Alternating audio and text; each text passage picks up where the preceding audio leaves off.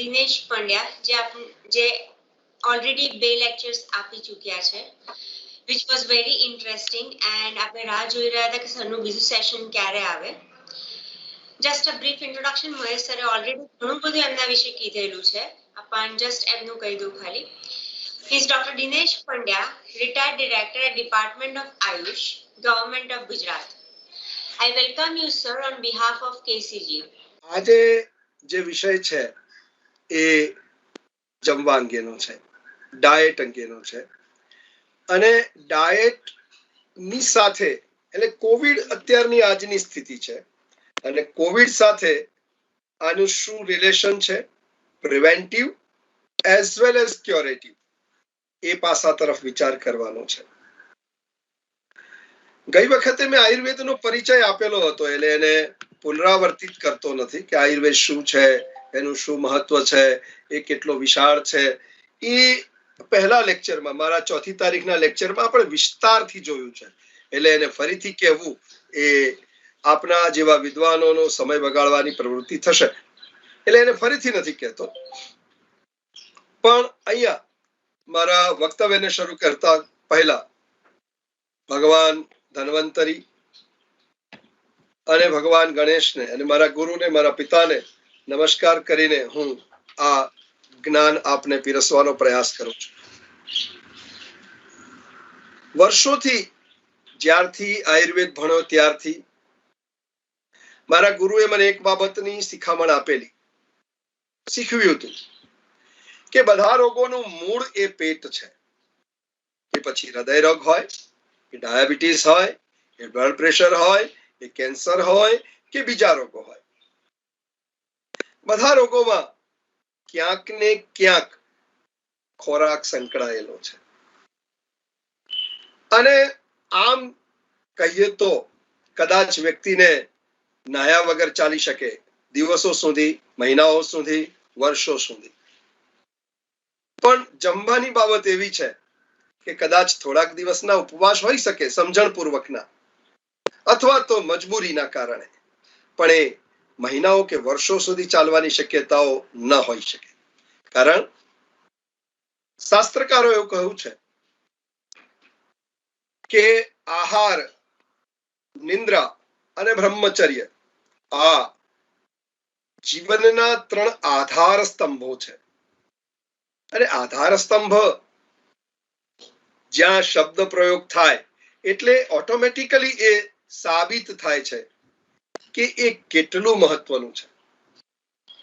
આધાર સ્તંભ ત્યારે જ કહેવાય કે જેના વગર જીવન શક્ય નથી, અથવા તો જે તે પ્રક્રિયા શક્ય નથી. અને એ રીતે, અને લાસ્ટ ટાઈમ કહ્યું તું, હું ફરીથી કહું છું, સંસ્કૃતની આ બ્યુટી છે કે જે મહત્વનું છે એ પહેલું લેવામાં આવે છે. એટલે અહીંયા આહાર, નિંદ્રા અને બ્રહ્મચર્ય આ શબ્દો વપરાણા છે. એટલે આહાર સૌથી પહેલું લીધું છે અને એના ઉપરથી આપણે સમજી શકીએ છીએ કે આહાર એ આ 3 સ્તંભોમાં પણ સૌથી મહત્વનો છે. 37 વર્ષના સુદીર્ઘ કાળમાં મેં અનુભવ્યું કે ખાલી પેટે મરનારાઓની સંખ્યા ખૂબ ઓછી છે, પણ એમ કહું કે જે મરે છે એમાં મોટા ભાગના વ્યક્તિઓ ખાઈને મરે છે. અર્થાત વધુ પડતું ખાવાથી, અયોગ્ય રીતે ખાવાથી, ન ખાવાનું હોય એ ખાવાથી એ રોગગ્રસ્ત થાય છે અથવા મરે છે.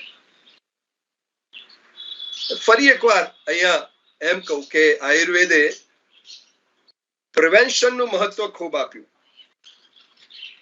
અને પ્રિવેન્શન માં જેમ દિનચર્યા, ઋતુચર્યા અને સદવ્રત ની ગઈ વખતે આપણે વાતો કરી, એ જ પ્રિવેન્શન ના આગળ જઈએ તો આહાર એ પણ એક પ્રિવેન્ટિવ આસ્પેક્ટ છે.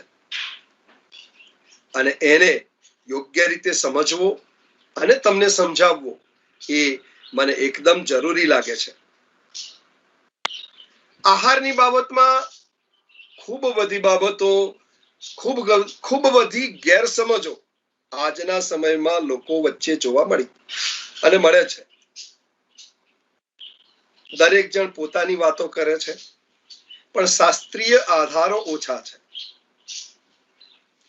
આયુર્વેદમાં જમવાની વાતો કરી છે, પકવેલા ધાન્યને જમવાની વાતો કરી છે. એમાં લાપસી, લાડુ એ બધાનું વર્ણન છે. રાંધ્યા વગરનું કાચું એ ખાવાની વાતો આયુર્વેદમાં નથી. એટલે જે વિચારો પેરેલલ આયુર્વેદના નામથી કે બીજી કોઈ પથીના નામથી ચાલે છે એ આયુર્વેદોક્ત નથી. બની શકે એનાથી કોઈકને ફાયદો થયો હોય, હું એને ખોટા છે એવું કહેવાનું મારી પાસે કોઈ કારણ નથી અને મારી દ્રષ્ટિએ જરૂરિયાત પણ નથી. પણ આયુર્વેદ સ્પષ્ટ રૂપે કહે છે કે મનુષ્ય પકવેલું અન્ન ખાવું, અને એ માટેની ઘણી બધી ગાઈડલાઈન આયુર્વેદની જે 3 મોટી સંહિતાઓ છે, જેને બૃહત્ત્રયી તરીકે ઓળખવામાં આવે છે, ચરક, સુશ્રુત અને અષ્ટાંગ હૃદય અથવા તો અષ્ટાંગ સંગ્રહ, એમાં બહુ વિસ્તારથી કહી છે. લઘુત્રયીમાં પણ અમુક ગ્રંથોમાં આનો ઉલ્લેખ છે. તો અહીંયા એના વિશે મારે આપને કહેવું છે. હું આજ સુધી જેટલા દીર્ઘાયુ માણસોને મળ્યો છું, અથવા તો તમારી આજુબાજુ પણ કોઈ દીર્ઘ આયુ વાળા વ્યક્તિ, સ્વસ્થ વ્યક્તિ આપને મળે તો એક પ્રશ્ન એકદમ કોમન કરજો કે બા અથવા દાદા વોટએવર, કે આપના ભોજનમાં શું વિશેષતા છે? કારણ કે માનનીય કેકા શાસ્ત્રી દાદાને પણ મળવાનું થયું. એમણે પણ મને કહેલું કે નક્કી કરેલો ખોરાક નક્કી કરેલા સમયે નક્કી કરેલી માત્રામાં એવો લેતા. આ એ પહેલા અને પછી પણ જેટલા દીર્ઘાયુ વ્યક્તિઓને હું મળ્યો છું, મોટા ભાગના નહીં પણ એમ કહું કે બધા જ દીર્ઘાયુ વ્યક્તિઓએ એમના જીવનમાં ખોરાક ઉપર સૌથી વધારે સંયમ રાખ્યો છે. અને ત્યારે હું એમ કહું કે દીર્ઘાયુષ્યને અને ખોરાકને સીધો સંબંધ છે. ઘણીવાર હું અનુભવું કે દર્દીને હું હસતા હસતા કહું પણ ખરો કે ભાઈ જીવવા માટે ખાય છે કે ખાવા માટે જીવે છે? કારણ કે હું અનુભવું છું કે ઘણા બધા વ્યક્તિ એ ખાવા માટે જીવતા હોય છે. એમના જીવનમાં ભોજનનું મહત્વ ખૂબ હોય છે, વારંવાર હોય છે. એમાં પણ અમુક જે પથી છે એ એમ કે વારંવાર થોડુંક થોડુંક ખાવું. આ મત આયુર્વેદોક્ત નથી. આગળ એ બાબતનો આપણે વિચાર કરીશું. પણ આહારની બાબતમાં શરૂ કરતા પહેલા મારે એમ કહેવું છે કે એની 8 પાસાનો આપણે વિચાર કરવાનો છે. પ્રકૃતિ, કરણ, સંયોગ એટલે કોમ્બિનેશન, પ્રકૃતિ એટલે એની મૂળભૂત જે પ્રકૃતિ છે એ, કરણ એટલે એમાં થતી પ્રોસેસ એ છે, રાશિ એટલે ક્વોન્ટમ, દેશ એટલે પ્રદેશ, કાળ એટલે સિઝન, ઉપયોગ સંસ્થા એટલે એના અનુસંધાને જે થતા નિયમો છે એનું, અને ઉપભોગતા એટલે જે વાપરે છે એ આ 8 પાસાનો વાત આપણે આજે કરીશું. અને એમાં લગભગ મોટા ભાગના વિષયો આવરી લેવાનો મારો પ્રયાસ હશે. આજે તેલને લઈને પણ ઘણી બધી દુવિધાઓ, ઘણી બધી જુદી જુદી વાતો મને સાંભળવા મળે છે. એની પણ સમયાંતરે આપણે આજના જ પીરિયડમાં વાત કરીશું. શરૂઆત કરીએ એ પ્રકૃતિની કરીએ. અહીંયા આ શરૂ કરતા પહેલા મેં મારા 4મી તારીખના લેક્ચરમાં જે વાત કરી હતી એને ફરી એકવાર સમજાવવો છે. કારણ કે એ દિનચર્યાનો વિષય હતો એટલે મેં એને વાત તો કરી હતી પણ એને શોર્ટમાં કરી હતી. મારે હવે જ્યારે ડાયટ માટે સમજાવવું છે ત્યારે એના સંબંધિત તમામ પાસાઓ પણ તમને પહેલા સમજાવવા પડે અને એ માટે ફરી એકવાર એને એ ટોપિકને હું આપની સમક્ષ મૂકું છું. શરીર 3 દોષોનું બનેલું છે, વાયુ, પિત્ત અને કફ. ત્રણેય દોષોમાં દરેકના પોતાના 5-5 પ્રકાર છે અને 5 પ્રકાર અલગ અલગ સ્થાનોમાં રહે છે. વાયુના 5 પ્રકાર છે, પિત્તના 5 પ્રકાર છે, કફના 5 પ્રકાર છે અને બધા જ દરેક પ્રકાર પોતપોતાના સ્થાને રહે છે. અને ઈ આલોચક પિત્ત છે તો જેમ કે આંખમાં રહે છે, પાચક પિત્ત છે તો હોજરીમાં રહે છે, રંજક પિત્ત છે તો એ લોહીને લાલ કરવાનું કામ કરે છે એટલે સ્પ્લીનમાં રહે છે. તો દરેકના સ્થાન નિશ્ચિત છે અને એના કાર્ય નિશ્ચિત છે. તો આ 3 દોષ જ્યારે સરખા ભાગે હોય ત્યારે વ્યક્તિ સ્વસ્થ રહે છે. હવે 7 ધાતુની વાત મેં લાસ્ટ ટાઈમ કરી હતી, પણ એને થોડુંક વિસ્તારથી આજે કહું છું. રસ, રક્ત, માંસ, મેદ, અસ્થિ, મજ્જા અને શુક્ર. રસ એટલે પ્લાઝમા, રક્ત એટલે બ્લડ, માંસ એટલે માંસ, મેદ એટલે ફેટ, અસ્થિ એટલે બોન, મજ્જા એટલે બોન મેરો અને શુક્ર એટલે પુરુષોમાં શુક્રાણુ અને બહેનોમાં સ્ત્રી બીજ. આ 7 ધાતુઓનું ખૂબ મહત્વ છે. શાસ્ત્રકારો એમ કહ્યું છે કે દેહ ધારણાત ધાતવ. આ 7 ધાતુઓ દેહને ધારણ કરે છે, અર્થાત મેન્ટેન કરે છે. આ મેન્ટેન થવાય એ કામ ધાતુઓ ભલે કરે છે, પણ એ ધાતુઓ પણ પોતાના પ્રમાણમાં હોવી એ આવશ્યક છે. એની માત્રાથી વધારે કે માત્રાથી ઓછી એ 2 બાબત નુકસાનકારક સાબિત થઈ શકે. તો આ જે 7 ધાતુઓ છે, અહીંયા હવે હું અગ્નિનો ઉલ્લેખ કરું છું. 13 અગ્નિઓ છે. એક જઠરાગ્નિ, જેનાથી ખોરાકને પચવાની પ્રક્રિયા થાય છે, ખોરાક પચે છે, એમાંથી પક્વ આહાર રસ પેદા થાય છે અને પાકેલો આહાર રસ પૂરતા પ્રમાણમાં જ્યારે પાકે ત્યારે એ આહાર રસ સૌ પહેલા રસાગ્નિ દ્વારા રસધાતુનું નિર્માણ કરે. એટલે 1 જઠરાગ્નિ, 7 ધાત્વાગ્નિ અને 5 મહાભૂતાગ્નિ. વિશ્વના તમામ રોગો, કોઈ પણ રોગ તમે લઈ લો,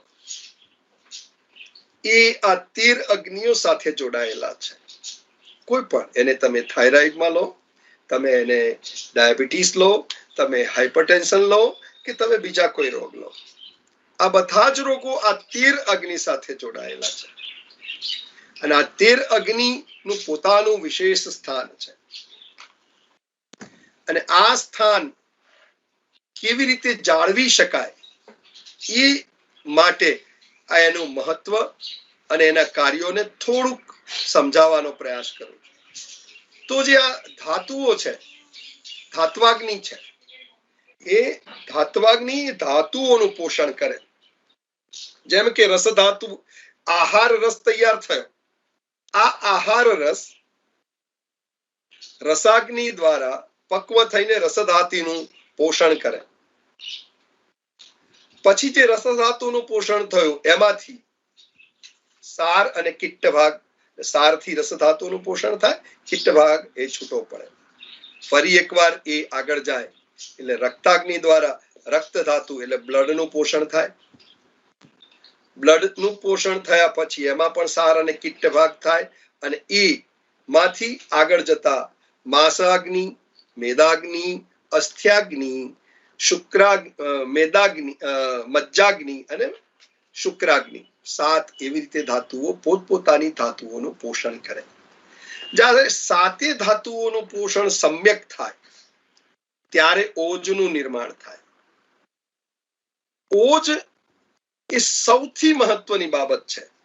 શરીરનું તેજ, શાંતિ, ચુસ્તી, સ્ફૂર્તિ, કાર્યદક્ષતા, આ બધાનો આધાર આ ઓજ ધાતુ છે.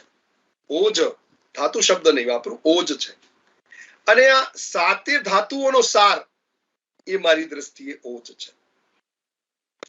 એટલે જ્યારે આ સાતે ધાતુઓનું પોષણ સમ્યક રીતે થાય, યોગ્ય રીતે થાય, ત્યારે ઓજનું નિર્માણ થાય, અને ઓજનું નિર્માણ થાય ત્યારે એ વ્યક્તિની રોગ પ્રતિકારક શક્તિ વધે. ઓજ જ એકમાત્ર બાબત એવી છે કે જે રોગ પ્રતિકારક સાથે સીધી જોડાયેલી છે, અને રોગ પ્રતિકારક શક્તિ વધારવા માટે ઓજનું વધવું જરૂરી છે, અને ઓજના વધવા માટે સાતે ધાતુઓનું પોષણ થવું જરૂરી છે, અને સાતે ધાતુઓનું પોષણ થવા માટે જઠરાગ્નિનું પ્રાકૃત હોવું જરૂરી. સાત ધાતુઓના સાત ધાત્વાગ્નિનું મહત્વ છે, અને સાત ધાતુઓના સાત ધાત્વાગ્નિને જાળવવા માટે જઠરાગ્નિનું મહત્વ છે. એટલે અહીંયા કેન્દ્ર બિંદુ અથવા રાજા કોઈ છે તો જઠરાગ્નિ છે. 5 મહાભૂતો અગ્નિ છે, પણ એ ડિપેન્ડિંગ ઓન જઠરાગ્નિ. એટલે 13 અગ્નિનો રાજા એ જઠરાગ્નિ છે, અને જઠરાગ્નિને જાળવવા માટે એ સૌથી મહત્વનું પાસું છે, અને એટલા માટે આહારની બાબતોને સમજવી આવશ્યક છે. તો શરૂઆત આપણે પ્રકૃતિથી કરીએ, અર્થાત નેચરલ ક્વોલિટી. દરેક ખોરાકની પોતાની જન્મજાત ગુણો હોય છે, લઘુ અને ગુરુ. લઘુ એટલે પચવામાં સહેલા, એને લઘુ કહેવામાં આવે, જે સરળતાથી પચે છે. અને ગુરુ એટલે પચવામાં જે ભારે છે એ ગુરુ.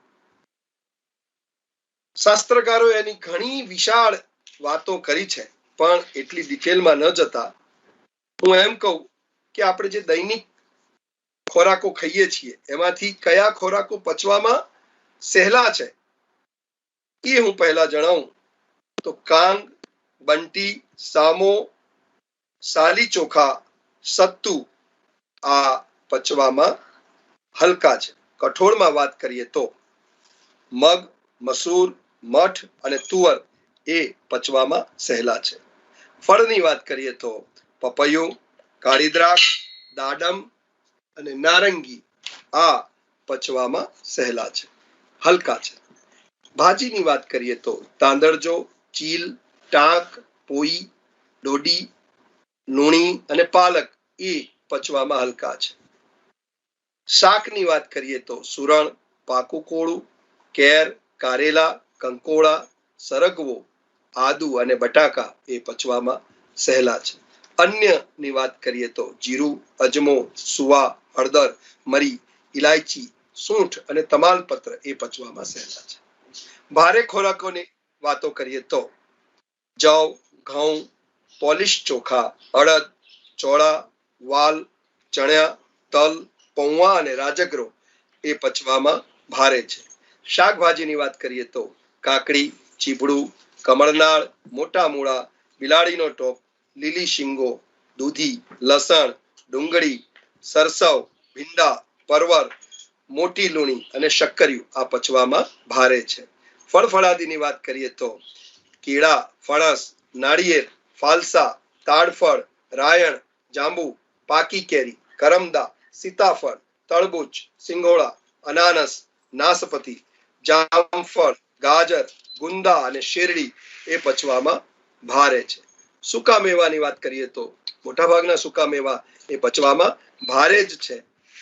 હું માનું છું ત્યાં સુધી દ્રાક્ષને બાદ કરતા દ્રાક્ષ એક પચવામાં સહેલી છે, પણ ખાસ કરીને ચારોળી, કમળકાકડી, બદામ, પિસ્તા, અખરોટ, કાજુ, જરદાળુ અને મગફળી આ પચવામાં ભારે છે.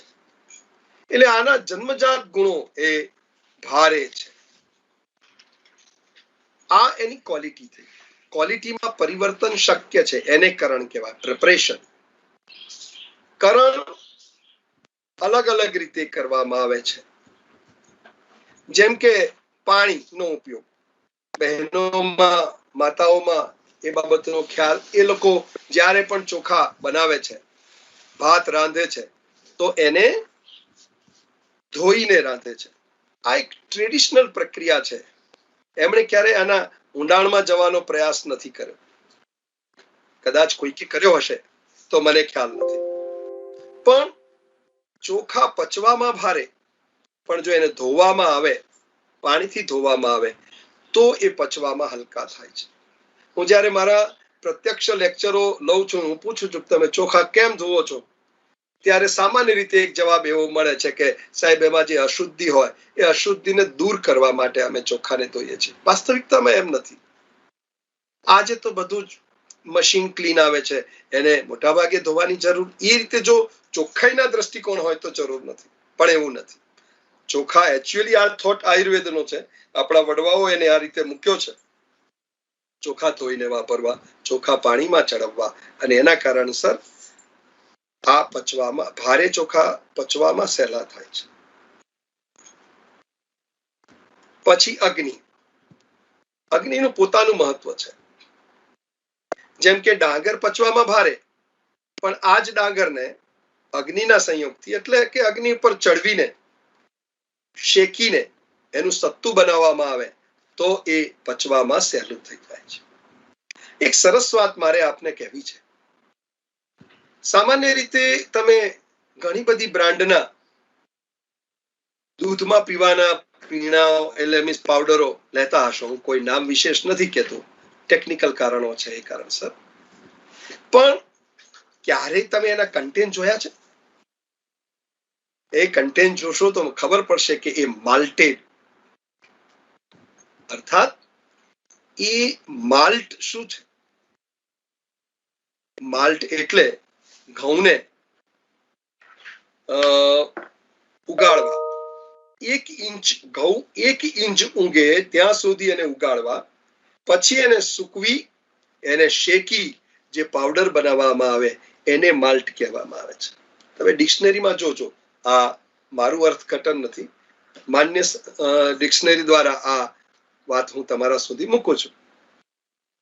હવે એક 25, 26 કે 30 રૂપિયા કિલો વાળી વસ્તુ એને પ્રોસેસ કરીને તમારા સુધી કે મારા સુધી 1000 કે 1500 રૂપિયા મૂકવામાં આવે, કેટલા અંશે ઉચિત છે? અને એને એના કરતા જો આપણે આ જ વસ્તુ ઘેર તૈયાર કરીએ, ખરેખર જો જવને પ્રોપરલી શેકવામાં આવે, બદામી કલરના થાય ત્યાં સુધી ધીમા તાપે ફોતરા સાથે, અને જો એને દળી કાઢવામાં આવે તો એ નોન બ્રાન્ડની દૂધમાં પીવાનું એ પાવડર તૈયાર થઈ શકે. એમાં થોડા પ્રમાણમાં ખાંડ ઉમેરી શકાય, ટેસ્ટ માટે ચોકલેટ પાવડર ઉમેરી શકાય, અને ખરેખર સસ્તું અને વધારે શુદ્ધ અને ક્વોલિટેટિવ વસ્તુઓ તમે તમારા પરિવારને આપી શકો. તો અગ્નિ સંયોગથી આ પરિવર્તન ખોરાકમાં આવે છે. મથવાનું આપણને એમ લાગે છે ને, જુઓ દહીં છે એ સોજો કરે છે અથવા તો સોજાને વધારે છે. આ જ દહીંમાં પાણી નાખીને એને વલોવવામાં આવે છે અને છાશ બનાવવામાં આવે છે. છાશ એ સોજાને ઉતારે છે. ગુણ પરિવર્તન થયું. મૂળ દહીં હતું, પણ દહીંને પાણી નાખીને વલોયું જ છે, કંઈ કર્યું નથી. છાશ બનાવી છે તો દહીં એ સોજાને વધારે છે, છાશ સોજાને ઘટાડે છે. એટલે ગુણ પરિવર્તન અન્નમાં આ રીતે થઈ શકે. દેશનું પોતાનું એક મહત્વ હોય છે, અને દેશના કારણે એમાં પરિવર્તનો, જેમ કે ઓછા પાણીવાળો પ્રદેશ, જાંગલ પ્રદેશ, એમાં એના કરતા વધુ પાણીવાળા એટલે આનુપ દેશના ખોરાકોમાં વધારે પડતી કઠિનતા હોય છે. કાળ. કાળ એટલે ટાઈમ. દાખલા તરીકે એક કાંસાના પાત્રમાં ઘી 10 દિવસ માટે મૂકી નાખવામાં આવે તો લીલા કલરનું થાય છે, અને એની કંઈક અસર પોઈઝન જેવી આવે છે. એ મારી નાખે એટલા તીક્ષ્ણ પોઈઝન તરીકે નહીં, પણ એ ઝેરી અસર કરી શકે. કેરી કાચી ત્યારે ખાટી, એ જ કેરી સમય જતા પાકે ત્યારે મીઠી. એટલે કાળના કારણે આ પરિવર્તનો એમાં જોવા મળે છે. ભાવના એટલે એક દ્રવ્યને બીજા દ્રવ્યની ભાવના આપવી, એને ભાવના કહેવામાં આવે છે. વાસન તમે જુઓ ઘણીવાર તમે પાણીમાં સુગંધી વાળો નાખો છો, ઉનાળાનો સમય હોય ત્યારે તમે પાણીમાં સુગંધી વાળો નાખો છો, ગુલાબની પત્તી નાખો છો. એ પાણીના ગુણને વધારવા માટે અને એની શીતળતાને વધારવા માટેનો આ એક પ્રયાસ છે. હવે એના પછીનો ત્રીજો પાર્ટ આવે છે એ કોમ્બિનેશન. કોમ્બિનેશન નોઈંગલી અનનોઈંગલી આપણે આ નિયમનો સરેઆમ ક્યાંક ને ક્યાંક ભંગ કર્યો છે. જેમ કે મધ અને ઘી અલગ અલગ વાપરો છો તો એ પુષ્ટતા આપે છે, શરીરનું પોષણ કરે છે. પણ એ જ મધ અને ઘી સપ્રમાણ લેવામાં આવે, સરખા ભાગે લેવામાં આવે તો એ ઝેર બની જાય છે. ફરી એકવાર કહું, આ ઝેર એટલે મારી નાખે એટલું તીવ્રતા વાળું નહીં, પણ એ ટોક્સિન્સ બોડીમાં ક્રિએટ કરે છે. તો આ કોમ્બિનેશન એ બહુ મહત્વના છે અને મેં મારા પ્રેક્ટિસ કાળમાં સૌથી વધારે જે પ્રોબ્લેમ્સ જોયા છે એ આ કોમ્બિનેશનના કારણે જોયા છે. ક્યાંક ને ક્યાંક આપણે વિરુદ્ધ આહાર કરીએ છીએ. વિરુદ્ધ આહાર વિશે હું આગળ ખૂબ કહેવાનો છું, એટલે અત્યારે એને બહુ વિશેષ નથી કહેતો, પણ વિરુદ્ધ આહાર એટલા મોટા પ્રમાણમાં આપણે કરીએ છીએ અને એના કારણસર ઘણા બધા નવા રોગો અથવા તો રોગોના પ્રમાણને આપણે વધાર્યું છે. ક્વોન્ટમ બહુ જ મહત્વનો પ્રશ્ન અમારી પ્રેક્ટિસમાં અમે અનુભવીએ છીએ. તમારા મનમાં પણ આ વિષયના પ્રશ્નો વારંવાર થતા હશે કે તમે જે ખોરાક ખાઓ છો એ તમારા માટે યોગ્ય છે, વધારે છે કે ઓછો છે. માપથી વધારે ખાવું એ પણ તકલીફનું કારણ છે. માપથી ઓછું ખાવું એ પણ તકલીફનું કારણ છે. માપસર ખાવું એ જ સૌથી મહત્વનું છે, પણ માપ વ્યક્તિએ બદલાતું હોય છે. એક જ ઉંમરના 10 વ્યક્તિ લઈ લઈએ તો પણ 10 વ્યક્તિઓ માટે આહાર દ્રવ્ય જુદું જુદું હોઈ શકે અને આ આહાર દ્રવ્ય એ એની પાચન શક્તિ સાથે જોડાયેલું છે. શાસ્ત્રકારોએ બહુ સ્પષ્ટ રૂપે કહ્યું છે કે જે ખોરાક ખાઓ છો એ પચે એટલું જ ખાવું, એનાથી વધારે નહીં. વધુ આહારો ડાયાબિટીસ, બ્લડ પ્રેશર, જાડાપણું કે કોલેસ્ટ્રોલ વધવો જેવા રોગોને આપે છે. ઓછો ખોરાક ટીબી અથવા તો પાતળાપણું અથવા અશક્તિ અથવા તો એના સંબંધિત બીજા રોગોને ઉત્પન્ન કરે છે. ઓછો ખોરાક તમારી રોગ પ્રતિકારક શક્તિને પણ ઘટાડે છે. પણ મેં કીધું વ્યક્તિએ અલગ એનું માપ હોઈ શકે અને માપને કેવી રીતે જાણવું? તો શાસ્ત્રકારોએ બહુ સરસ અને સ્પષ્ટ કહ્યું છે કે જેટલો ખોરાક ખાધા પછી વ્યક્તિ સ્વસ્થ રહે, એને મૂત્ર અને મળ પ્રવૃત્તિ સરળતાથી થાય. ગઈકાલે આ વાતનો મેં 4મી તારીખે આ વાતનો થોડો ઘણો ઉલ્લેખ કરેલો હતો. સરળતાથી થાય અહીંથી કહેવાનું તાત્પર્ય એવું છે કે સહજ રીતે થાય, બહુ જ શોર્ટ ટર્મમાં થાય. અને ફરીથી એકવાર કહું તો મળ અને મૂત્ર પ્રવૃત્તિ, હું એમ કહું કે કોઈ એક વ્યક્તિ ટોયલેટ બ્લોકમાં જાય અને મળ પ્રવૃત્તિ કરીને આવે અને જોનારને દુવિધા ઊભી થાય કે આ જનાર વ્યક્તિએ ખરેખર પેશાબ કરવા ગયા હતા કે સંડાસ કરવા ગયા હતા. અર્થાત એટલો ઓછો સમય લાગે કે સામેવાળાને આ બાબતનો વિચાર કરવો પડે. ત્યારે સમજવું કે તમે જે ખાઓ છો એ ખોરાક તમારા માટે યોગ્ય છે. મેં મારા જીવનકાળમાં હું આજથી કદાચ 35 વર્ષ પહેલાની વાત કરું છું. મને એક યુવાન આવીને કહે કે સાહેબ હું બપોરે 35 ભાખરી ખાઉં છું, બરાબર છે? દુવિધા હતી કે એ જે ખાય છે એ બરાબર છે. હું ભગવાનનો આભાર માનું કે ભગવાને હોજરીમાં ઇલાસ્ટિસિટી આપી છે.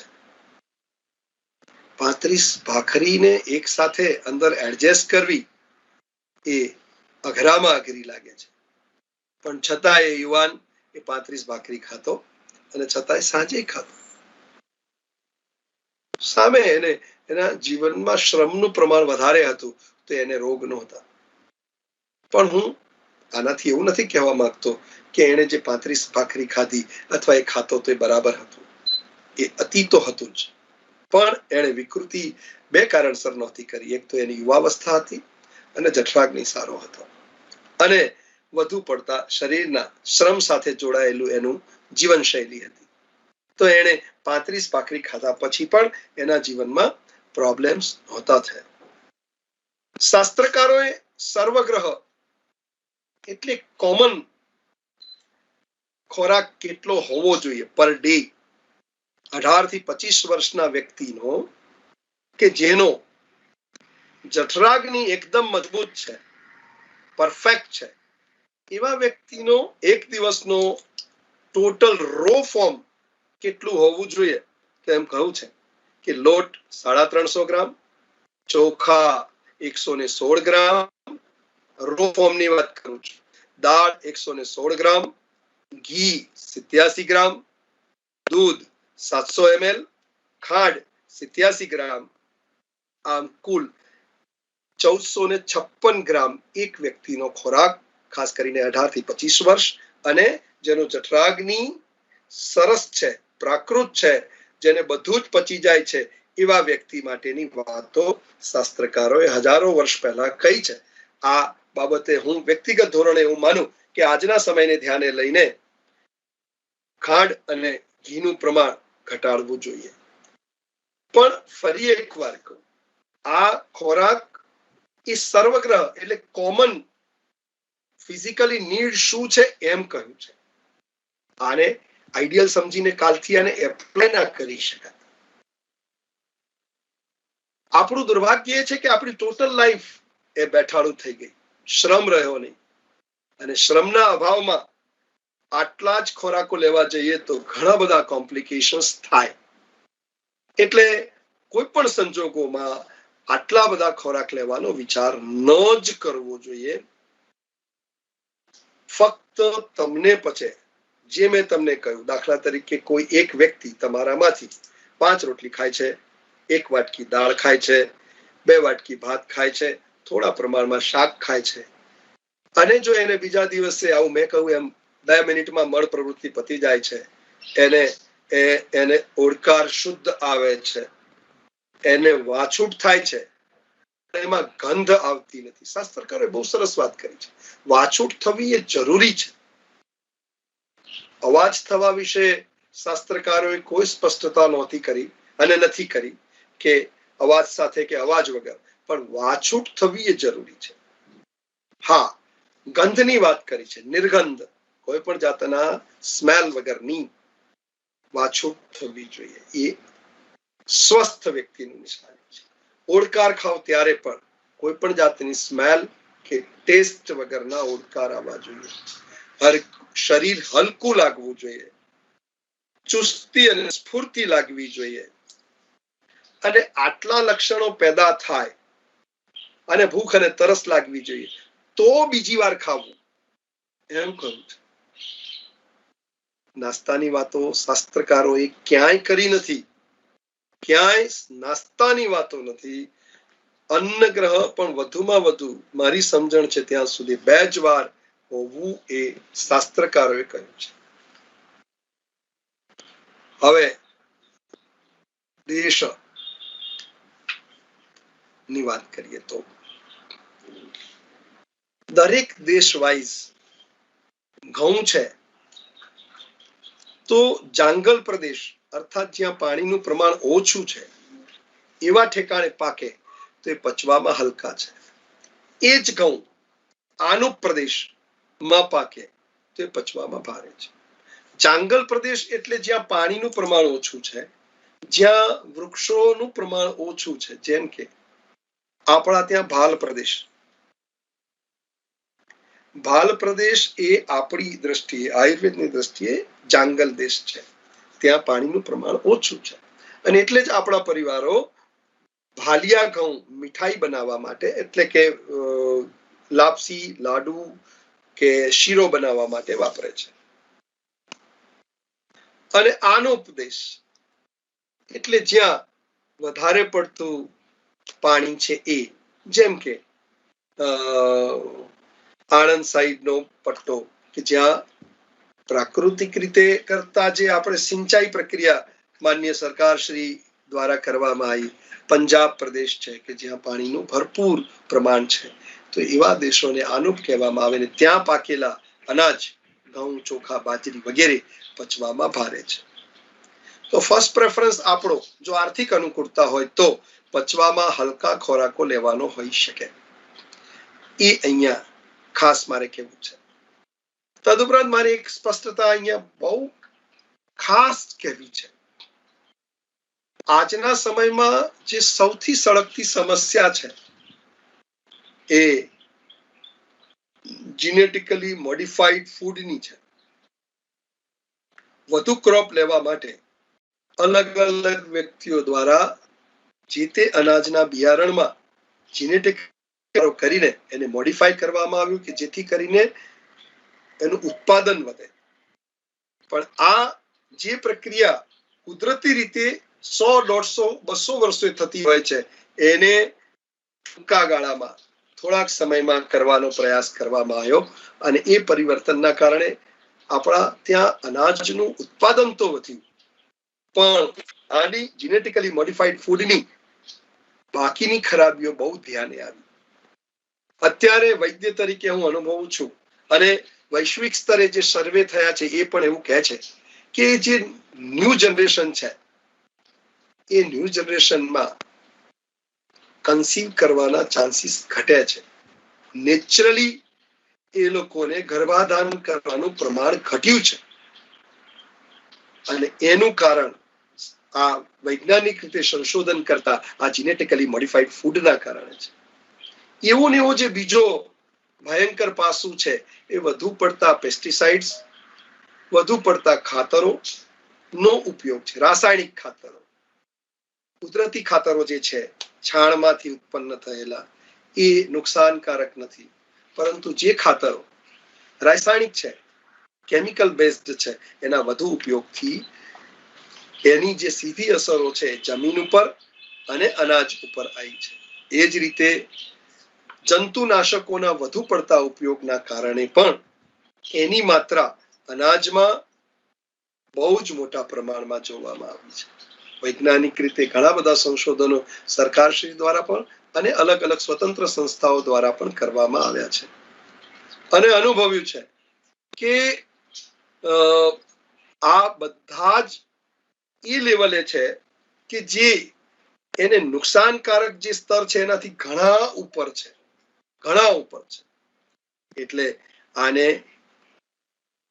બાય ગ્રેસ ઓફ ગોડ અને થોડાક સારા માણસોના પ્રયાસથી આજે ઓર્ગેનિક ફૂડ ઇન્ડિયામાં સરળતાથી મળતું થયું છે. ગુજરાતમાં પણ એક આખી શૃંખલા ઊભી થઈ છે કે એ ખેડૂતો હવે રાસાયણિક ખાતરની જગ્યાએ છાણિયું ખાતર વાપરે છે, પેસ્ટિસાઇડની જગ્યાએ ગૌમૂત્રમાંથી બનાવવામાં આવેલી કેમિકલ વગરની જંતુનાશકોનો ઉપયોગ કરીને પોતાના ઉત્પાદનને વધારે સ્વાદિષ્ટ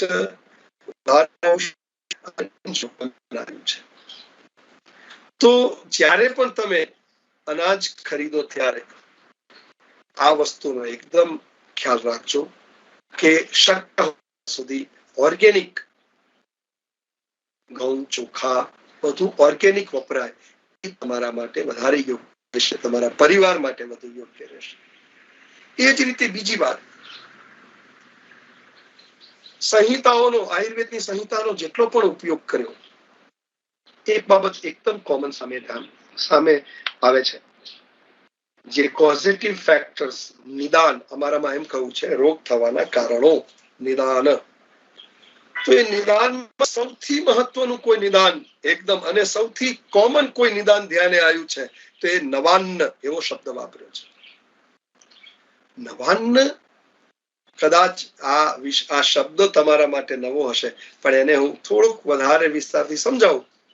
નવાન્ન એટલે 1 વર્ષથી ઓછા સમયગાળો જેને થયો છે પાકે, જે અનાજને 1 વર્ષ પાકે નથી થયું એ તમામ અનાજને નવાન્ન તરીકે ઓળખવામાં આવે છે.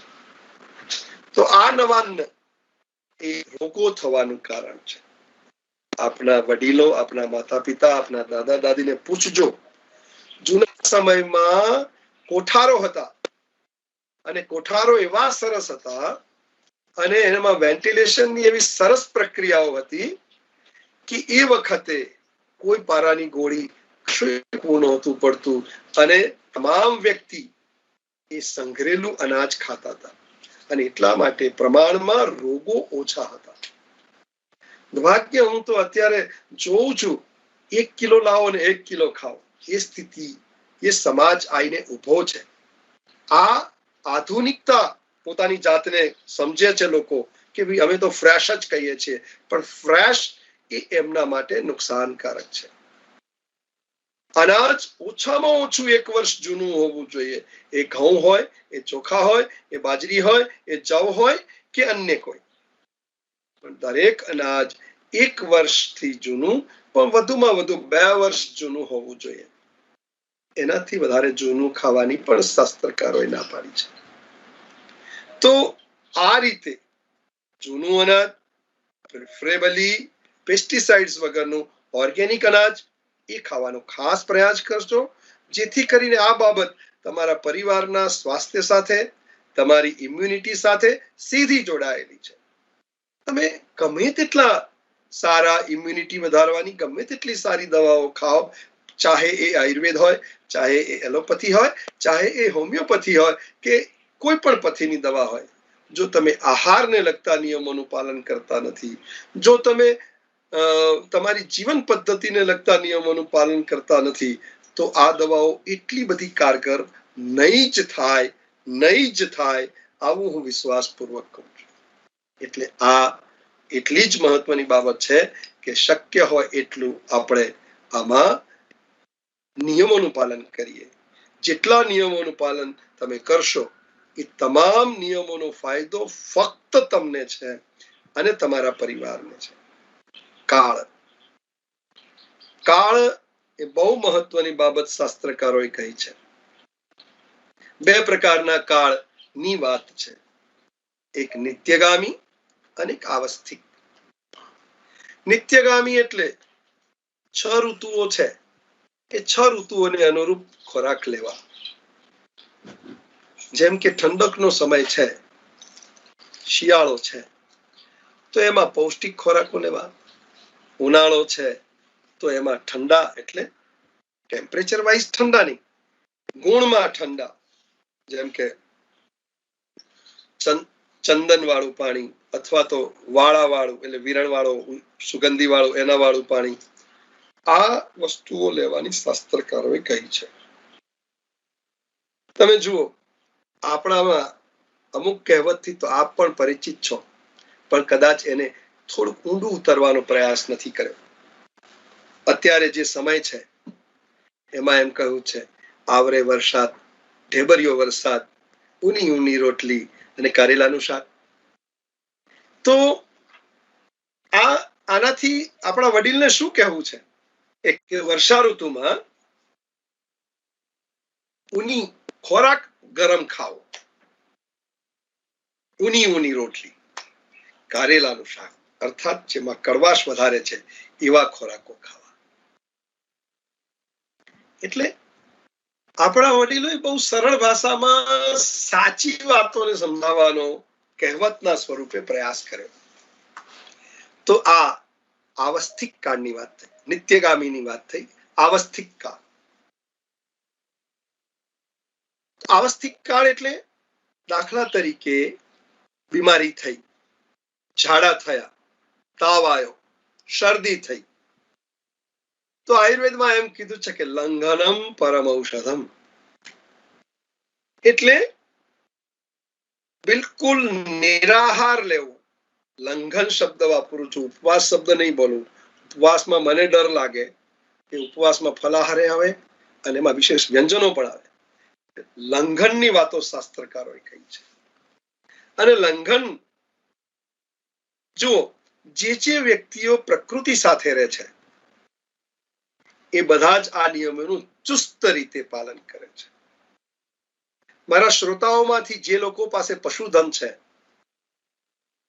ગૌમાતા છે કે ભેંસ છે કે બીજા પશુઓ છે, એ આ મારી વાત સાથે સહમત થશે કે જ્યારે ગાય, ભેંસ કે બીજું પ્રાણી બીમાર પડે છે ત્યારે સૌથી પહેલા શું કરે છે?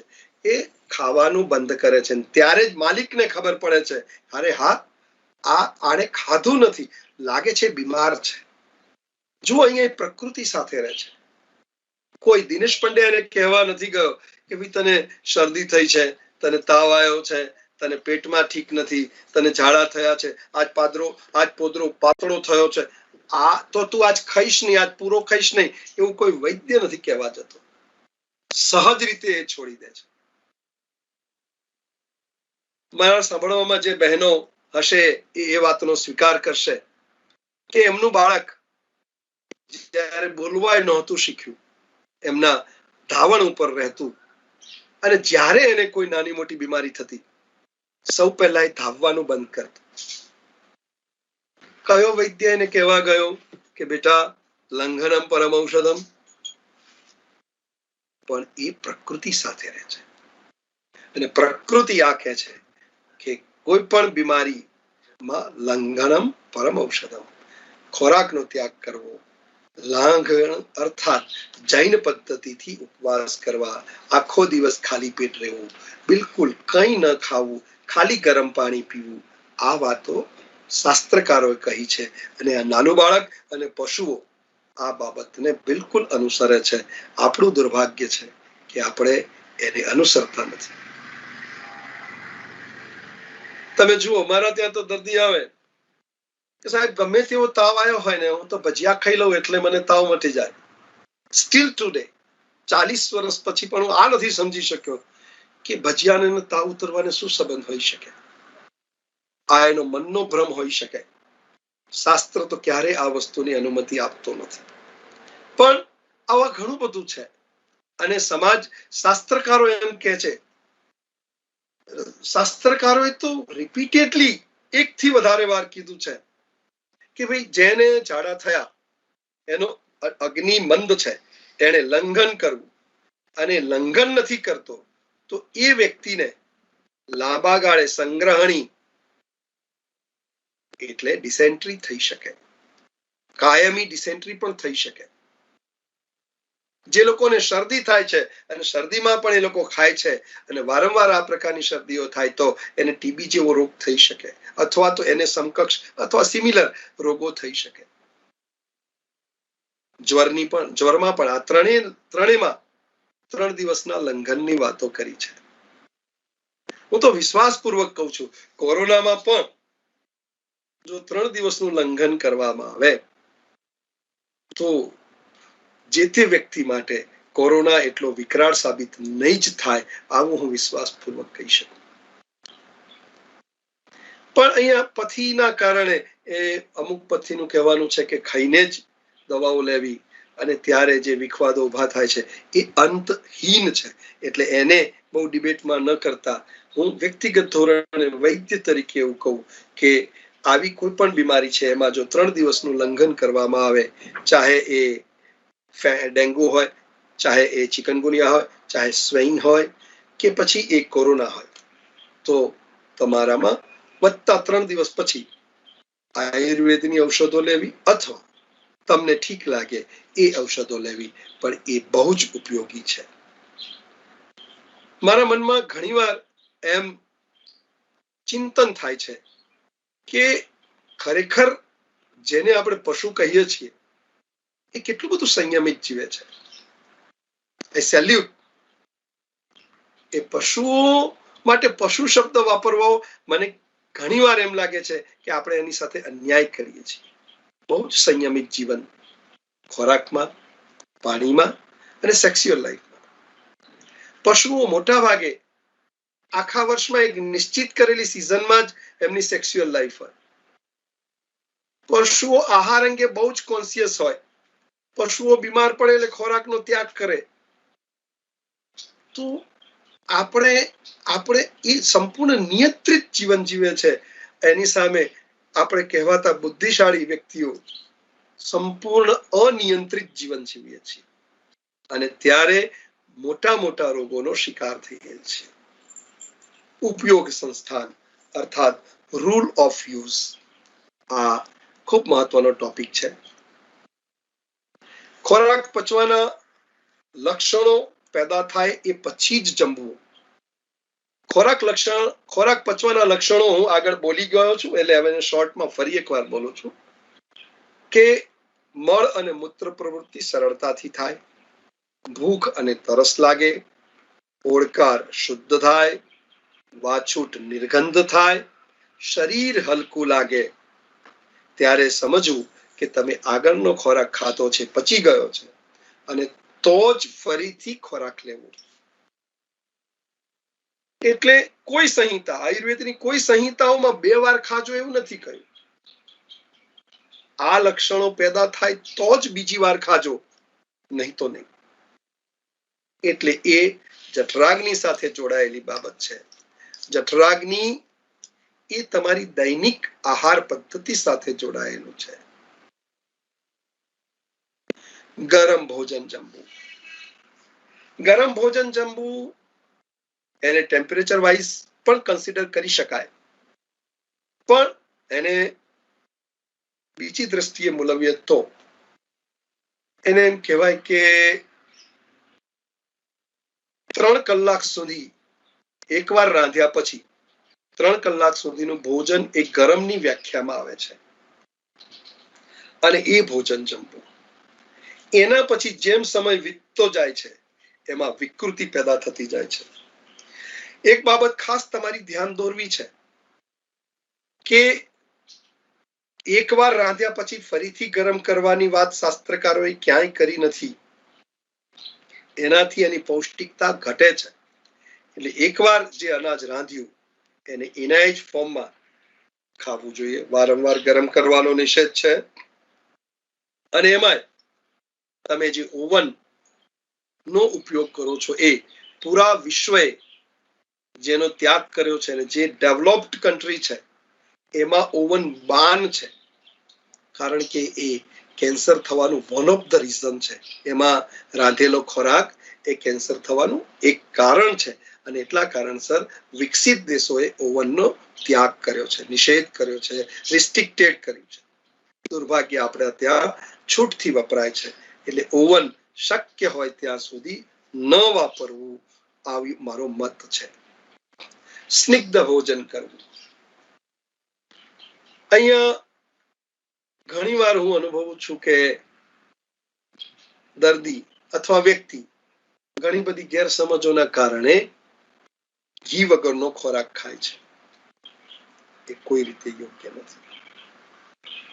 અસ્નિગ્ધ ઘી વગરનો ખોરાક ક્યારેય ન ખાવો એમ શાસ્ત્રકારોએ કહ્યું છે. હા, સિવાય કે તીવ્ર મંદાગ્નિ હોય, જઠરાગ્નિ ટોટલી 0 થઈ ગયો હોય, અથવા તો પાચન શક્તિ બિલકુલ ખલાસ થયેલી હોય, એ અવસ્થામાં લઘુ આહારના ભાગ રૂપે એ ઘી વાળો ખોરાક ન ખાવો એ અલગ બાબત છે.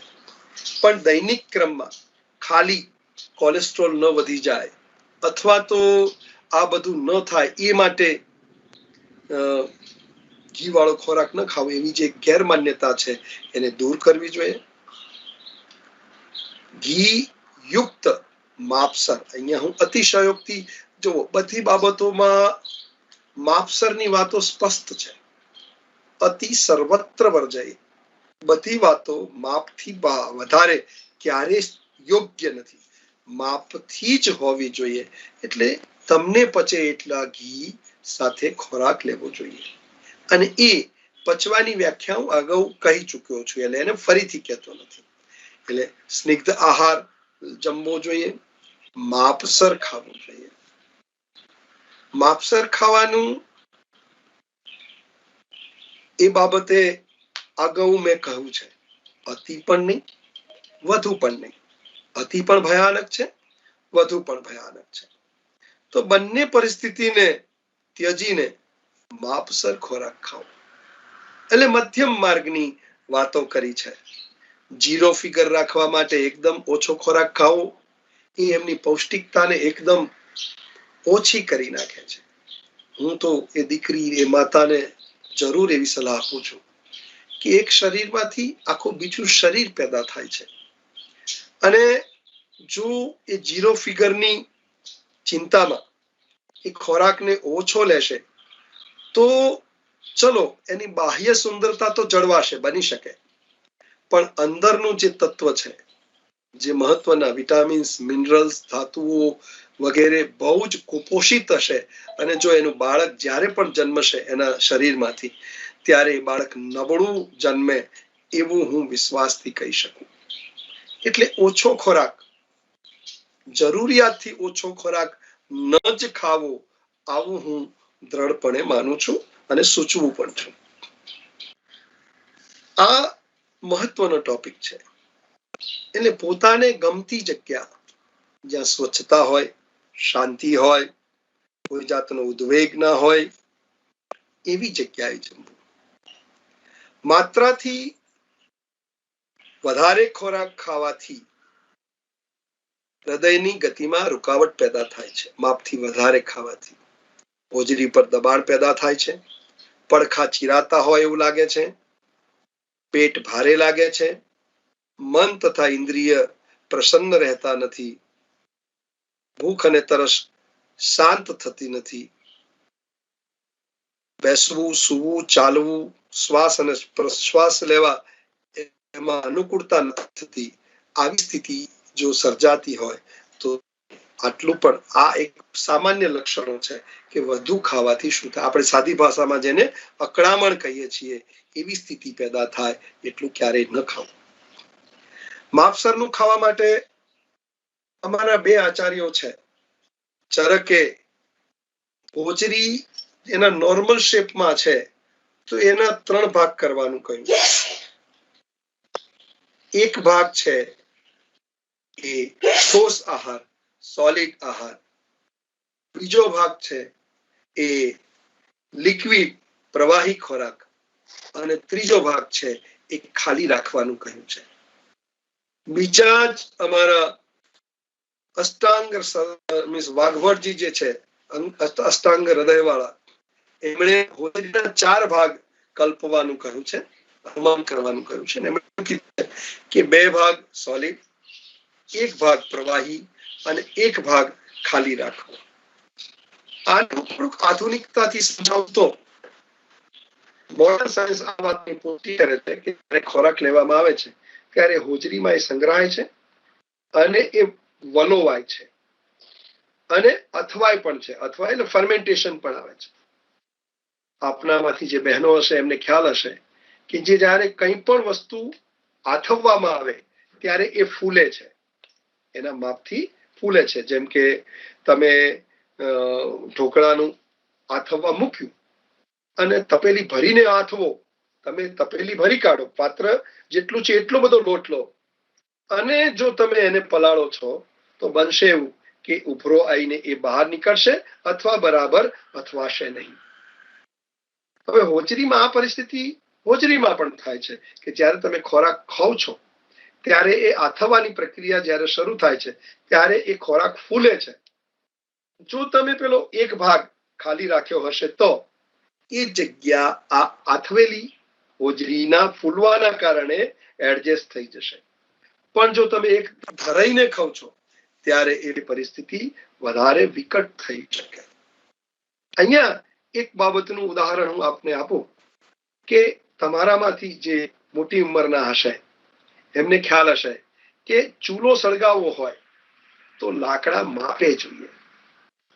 વધુ લાકડા ક્યારેય અગ્નિ આપી શકતા નથી, એ જ રીતે ઓછા લાકડા પણ એ ચૂલામાં બરાબર અગ્નિ આપી શકતા નથી. વધુ લાકડા હોય તો એક જામેલો રસોઈયો અથવા તો જે રાંધે છે એ વ્યક્તિ લાકડું દૂર કરશે ત્યારે બરાબર થશે, અને ઓછા લાકડા પણ અગ્નિને આપી ના શકે ત્યારે વધારે અગ્નિને નોર્મલ કરવા માટે બીજા લાકડા ઉમેરવા પડશે. અહીંયા જે જથ્થાની વાત કરી છે, મેં આ લાકડાને એની સાથે સરખામણી કરી છે. જઠરાગ્નિને પણ જો નોર્મલ કરવું છે તો એ જરૂરી છે કે માપસરનો ખોરાક લેવાય. વધુ ખોરાક એ જઠરાગ્નિને ઓલવી કાઢશે અને ઓછો ખોરાક એ જઠરાગ્નિને મંદ કરી દેશે, કારણ કે એનું પોષણ નહીં થાય. શાસ્ત્રકારોએ એમ પણ કહ્યું છે કે પ્રાણી માત્રના બળ, આરોગ્ય, આયુષ્ય અને પ્રાણ એના જઠરાગ્નિના આધારે ટકી રહે છે. તે જઠરાગ્નિ અન્નપાન રૂપી ઈંધણથી પ્રદીપ્ત થાય છે. જ્યારે અન્નપાન રૂપી ઈંધણ વિના તે જઠરાગ્નિ શાંત થાય છે, ઓલવાઈ જાય છે અને પ્રાણી મરી જાય છે. એટલે આ સત્યનો આપણે સ્વીકાર કરવો રહ્યો કે માત્રાથી જ ખાવું, વધારે પણ નહીં, ઓછાથી પણ નહીં. જે લોકો માપથી ઓછો ખોરાક ખાય છે તો એના બળ અને વર્ણનો નાશ થાય છે, એટલે દેખાવનો નાશ થાય છે. એની રોગ પ્રતિકારક શક્તિ ઘટે છે. એને તૃપ્તિ એટલે કે આમ શું કહેવાય, સંતોષ થતો નથી. એને પેટમાં ગોળો ચડવાનો રોગ ઉત્પન્ન થાય છે. એનું આયુષ્ય ઘટે છે. એના વીર્ય અથવા તો સ્ત્રી બીજનો નાશ થાય છે અથવા તો ક્ષય થાય છે. અને ઓજ એટલે કે રોગ પ્રતિકારક શક્તિનું સૌથી મહત્વનું અંગ એ ઘટે છે. તદુપરાંત શરીર, મન અને બુદ્ધિ અને વાયુ અને ત્વચા વગેરે ડિસ્ટર્બ થાય છે. જો વધુ ખોરાક ખાવામાં આવે છે તો એ પણ અલગ અલગ પ્રકારના પ્રશ્નો ઉભા કરે છે, અલગ અલગ પ્રકારના રોગો ઉભા કરે છે. તો વધુ કે ઓછો ખોરાક ન ખાતા માપસર ખાઓ, બહુ ઉતાવળે ન ખાઓ. આ બહુ મજાની વાત છે. ઘણીવાર આપણામાંના ઘણા બધા વ્યક્તિઓ ગૌરવ લેતા હોય છે કે મેં 5 મિનિટમાં મારું જમવાનું પતાવી દીધું, મારે તો જમતા 5 જ મિનિટ લાગે. આ ગૌરવ લેવાની બાબત નથી. ખોરાકને ક્યારેય ઉતાવળે જમવું નહીં. એ જ રીતે બહુ જ ધીમે પણ જમવું નહીં. એક કોળિયાને 32 વખત ચાવવો. 32 વખત ચાવવું એટલે કે દર વખતે એને બેસવું, 1 વાર 2 વાર 3 વાર એવી રીતે ગણવા બેસવાની જરૂર નથી. સહજ રીતે હું એમ કહું કે 32 વખત ચાવો એટલે જે પણ ખાઓ છો એમાં તમને કુદરતી મીઠાશનો અનુભવ થાય. ખાલી એકલી રોટલી લો તમે, પણ એ રોટલીને જો 32 વખત ચાવશો તો એમાં મીઠાશ ઉત્પન્ન થશે, અને એ મીઠાશ એ તમારા માટે મહત્વની છે. અને એ મીઠાશ પેદા થાય ત્યારે સમજો કે તમે જે ખાધું છે એને 32 વખત, તમે જે ચાવો છો એને 32 વખત થઈ ચૂક્યું છે. એટલે આ રીતે 32 વખત ચાવીને ધીરેથી, એટલે કે અત્યંત ધીમેથી નહીં પણ ધીમે ધીમે, ઉતાવળ કર્યા વગર જમવું જોઈએ. જો ઉતાવળે આપણે ભોજન કરીએ છીએ તો એનાથી આપણાને એના સ્વાદનું અને એની ઉત્કૃષ્ટતાનું જ્ઞાન થતું નથી, અને તો પાચક રસો યોગ્ય પ્રમાણમાં સ્રવતા નથી. મૌન રાખીને એકાગ્રતાથી જમવું, આવું શાસ્ત્રકારોએ કહ્યું છે.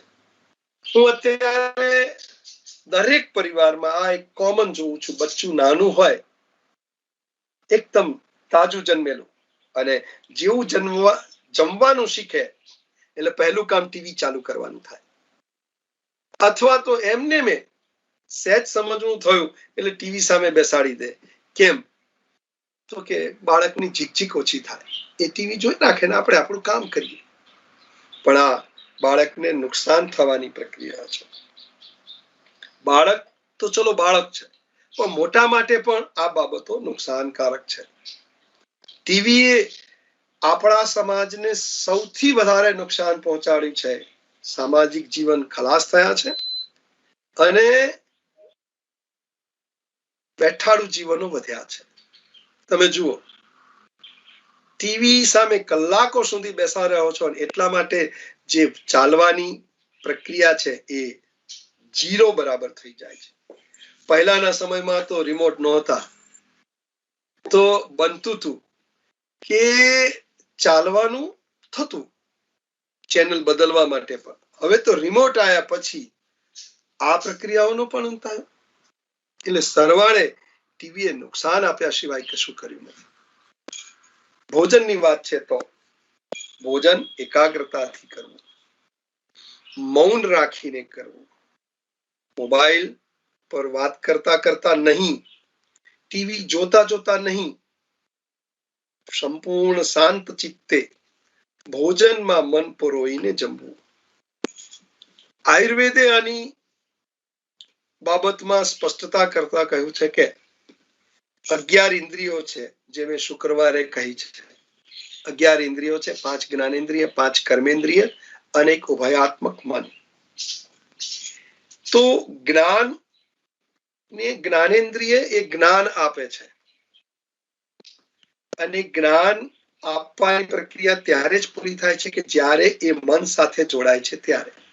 જેમ કે એક વ્યક્તિ છે, એની દ્રષ્ટિ કુદરતી છે, એ ખુલ્લી આંખે બેઠો છે કે બેઠી છે, પણ એ ખૂબ વિચારમાં છે.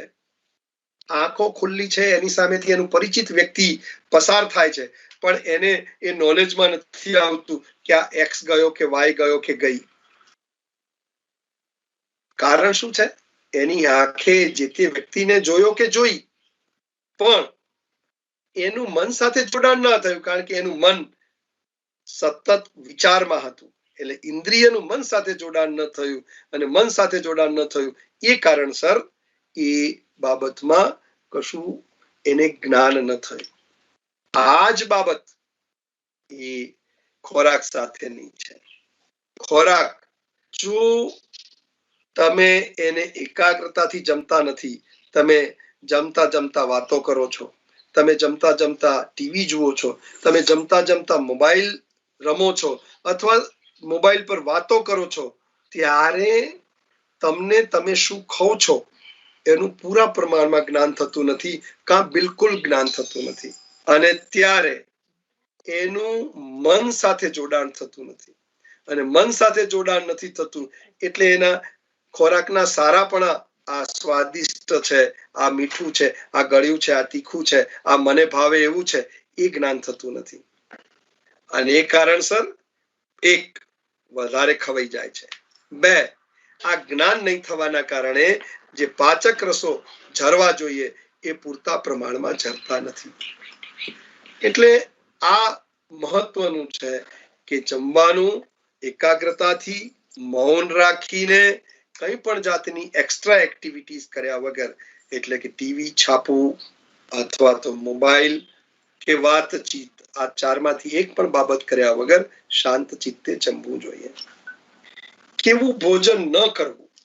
તો જેમાં વાળ અને કસ્તર પડ્યા હોય, જે રાંધ્યા પછી ઠંડુ થઈ ગયું હોય, અથવા રાંધ્યા પછી ફરીથી ગરમ કર્યું હોય, અથવા જેમાં ખૂબ વધુ પ્રમાણમાં અળદ હોય, અથવા જે વધુ પડતું ગરમ અથવા વધુ પડતું ખારું હોય, એવો ખોરાક ન ખાવો જોઈએ. દરરોજ શું ન ખાવું જોઈએ? તો દરરોજ દહીં, પનીર, કાચા મૂળા, અળદ, વાલ, કંદ, કમળ બીજ, ફણગાયેલું ધાન્ય, સુકવાયેલું શાક, આટલું દરરોજ ન ખાવું જોઈએ. શાલી ચોખા, ઘઉં, જવ, ડાંગર, હરડે, આંબળા, કાળી દ્રાક્ષ, પરવળ, મગ, સાકર, ઘી, વરસાદનું ઝીલેલું પાણી, દૂધ, મધ, દાડમ, સિંધવ, આ દરરોજ ખાવા જોઈએ. ભોજન ક્રમ સામાન્ય રીતે કોપરું, કેરી, લાડુ, લાપસી, મિષ્ટાન્ન વગેરે જે તે વસ્તુ પચવામાં ભારે છે એ સૌ પહેલી ખાવી જોઈએ.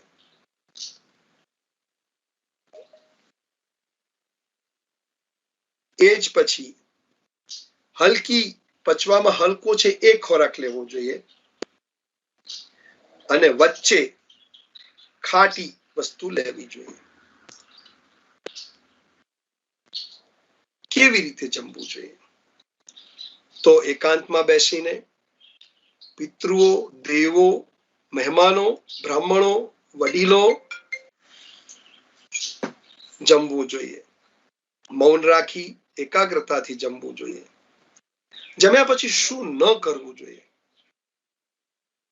સાજા અને માદા બંને પ્રકારના માણસોએ ખાધા પીધા પછી તરત જ બહુ ન બોલવું, સૂવું નહીં, મૈથુન કરવું નહીં, તડકામાં અને અગ્નિથી દૂર રહેવું, ગાડી વગેરેમાં બેસીને મુસાફરી કરવી નહીં, પાણીમાં તરવું નહીં અને ઘોડા પર બેસીને જવું નહીં અને પાણી પીવું નહીં. શું ન કરવું?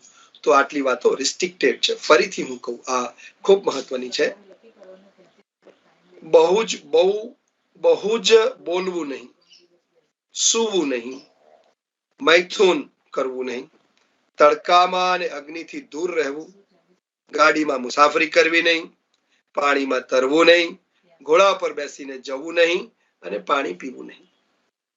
આટલું કરવું, આટલું ન કરવું, એમ આ વસ્તુઓનું પાલન કરવું. જે ખોરાકના મિશ્રણથી દોષો કોપે છે પરંતુ શરીરની બહાર નીકળી શકતા નથી અને રોગો ઉત્પન્ન કરે છે એને વિરુદ્ધ આહાર કહેવાય છે. અને વિરુદ્ધ આહાર બહુ જ મોટા પ્રમાણમાં અત્યારે લેવાઈ રહ્યો છે અને એના કારણસર ચામડીના રોગો, યાદ શક્તિના રોગો, ઇન્દ્રિયોને લગતા રોગો, ઓછી એકાગ્રતાના રોગો, ખાસ કરીને શું કહેવાય, જેને ડિપ્રેશન ને એ બધું કહે છે, એ બધા વિષયો પણ એને લઈને થાય છે. તદુપરાંત પ્રમેહ, ટીબી, ડાયાબિટીસ અને તાવ વગેરે રોગો પણ એને લઈને થાય છે. તો વિરુદ્ધ આહારને સમજવો જરૂરી છે. વિરુદ્ધ આહાર અલગ અલગ રીતે આપણે એને મૂલવી શકીએ છીએ. તો એમાં જેમ કે જઠરાગ્નિ વિરુદ્ધ કહીએ તો જેને અગ્નિમંદ છે એ ભારે ખોરાક ખાય તો એ અગ્નિ વિરુદ્ધ થાય. માત્રા વિરુદ્ધ એટલે એમ કે ઘી અને મધ સરખા ભાગે લેવામાં આવે તો એ વિરુદ્ધ થઈ જાય. સાત્મ્ય વિરુદ્ધ એટલે જેને તીખા વગેરે ખોરાકો અનુકૂળ નથી અને એને તીખા વગેરે ખોરાકો આપવામાં આવે એ સાત્મ્ય વિરુદ્ધ થાય. એ રીતે અવસ્થા વિરુદ્ધ કે જે લોકો નિંદ્રા અને આળસ જેનામાં વધારે છે એને કફ વધે એવા ખોરાકો આપવા એ અવસ્થા વિરુદ્ધ થાય. ક્રમ વિરુદ્ધ એટલે મળમૂત્રનો ત્યાગ કર્યા વિના જ ભૂખ ન હોવા છતાં ભોજન કરે એ ક્રમ વિરુદ્ધ હોઈ શકે. ઉપચાર વિરુદ્ધ એટલે ઘી વગેરે પીધા પછી ઠંડા ખોરાકો લેવા, ઠંડો પાણી પીવું એ ઉપચાર વિરુદ્ધ થાય. દૂધ સાથે ખારું ખાટું ખાવું એ સંયોગ વિરુદ્ધ છે.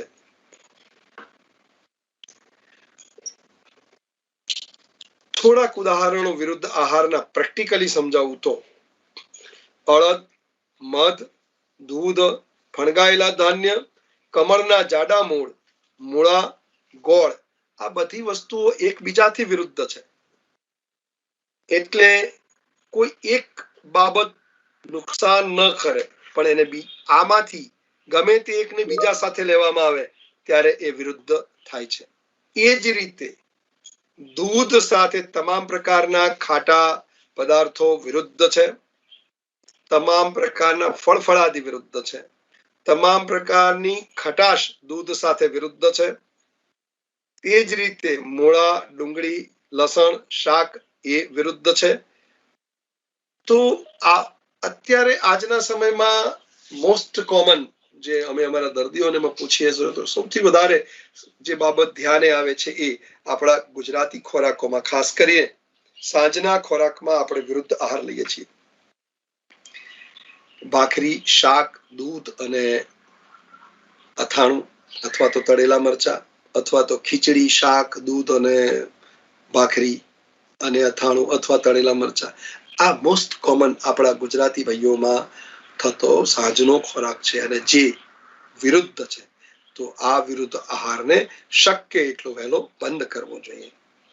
એ જ રીતે અળસ સાથે મૂળા એ વિરુદ્ધ છે. અડદની દાળ, ગોળ, દૂધ, દહીં અને ઘી સાથે ફણસ વિરુદ્ધ છે.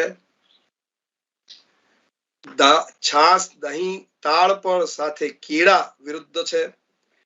પીપર, મરી, મધ અને ગોળ સાથે ધોળી પીલુડી એ વિરુદ્ધ છે. ભીલામાં અને મધ સાથે કોઈ પણ ગરમ પદાર્થ એ વિરુદ્ધ છે. અહીંયા એક બાબત પ્રેક્ટિકલી મારે કહેવી છે.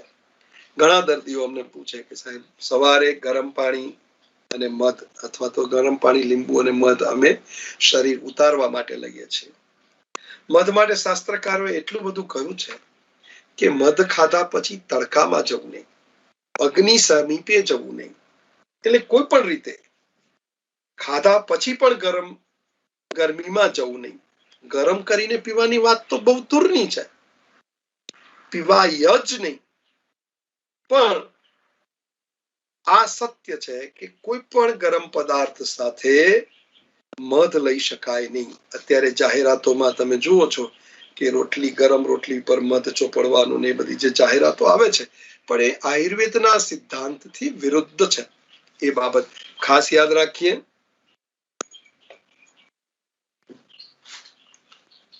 ભોજન અને પાણી, આ એક કોમન બાબત પણ મારા ધ્યાને આવી છે કે ઘણા બધા માણસો ભોજન સાથે ઘણું બધું પાણી લે છે અને એ એમના માટે નુકસાનકારક છે. ભોજન સાથેનું પાણી એ પ્રોબ્લેમ કરે છે. ભોજન પહેલા 15 મિનિટ પહેલા કે અડધો કલાક પહેલા પાણી પીવાનું બંધ કરવું જોઈએ. ભોજન પછી 1 કલાક સુધી પાણી ન પીવું જોઈએ અને ભોજન દરમિયાન અડધું થાય ત્યારે એકાદ ઘૂંટો એટલે 50 ml પાણી પીવું જોઈએ.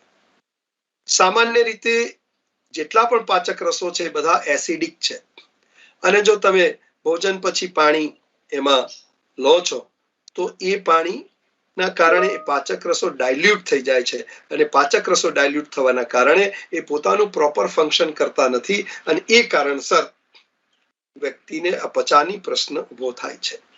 એટલે અપચાને અટકાવવો હશે તો સૌથી મહત્વનું છે કે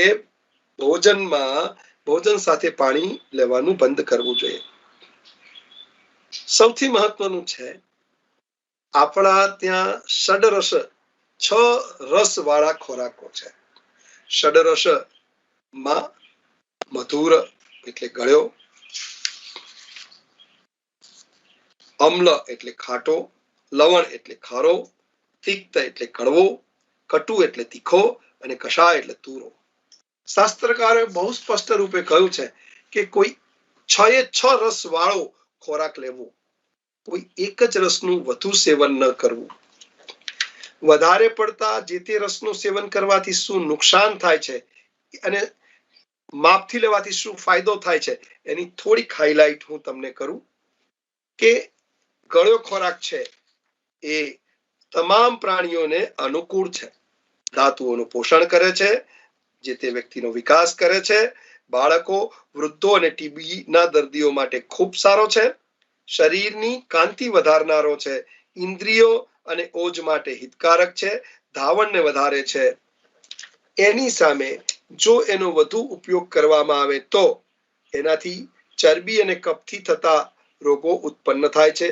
મંદાગ્નિ થાય છે, ડાયાબિટીસ થાય છે, ગાંઠો થાય છે અને કેન્સર પણ થાય છે અને કેન્સર જેવી ગાંઠો પણ થાય છે. વધુ પડતી એટલે ખટાશ જો માપસર લેવામાં આવે તો એ જઠરાગ્નિને પ્રદીપ્ત કરે છે, મજબૂત કરે છે, પાચન શક્તિને વધારે છે.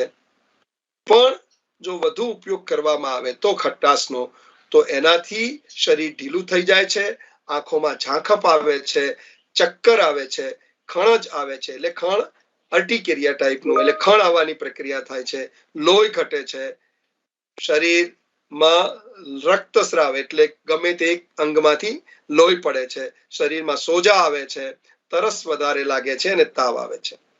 ખારો રસ વધુ લેવાથી, જો ખારા રસ વધુ લેવામાં આવે તો એનાથી માથે ટાલ પડે છે, વાળ સફેદ થાય છે, શરીર પર કરચલી થાય છે, તરસ વધુ લાગે છે, કુષ્ઠ, ઝેર અને રતવા જેવા રોગો થાય છે.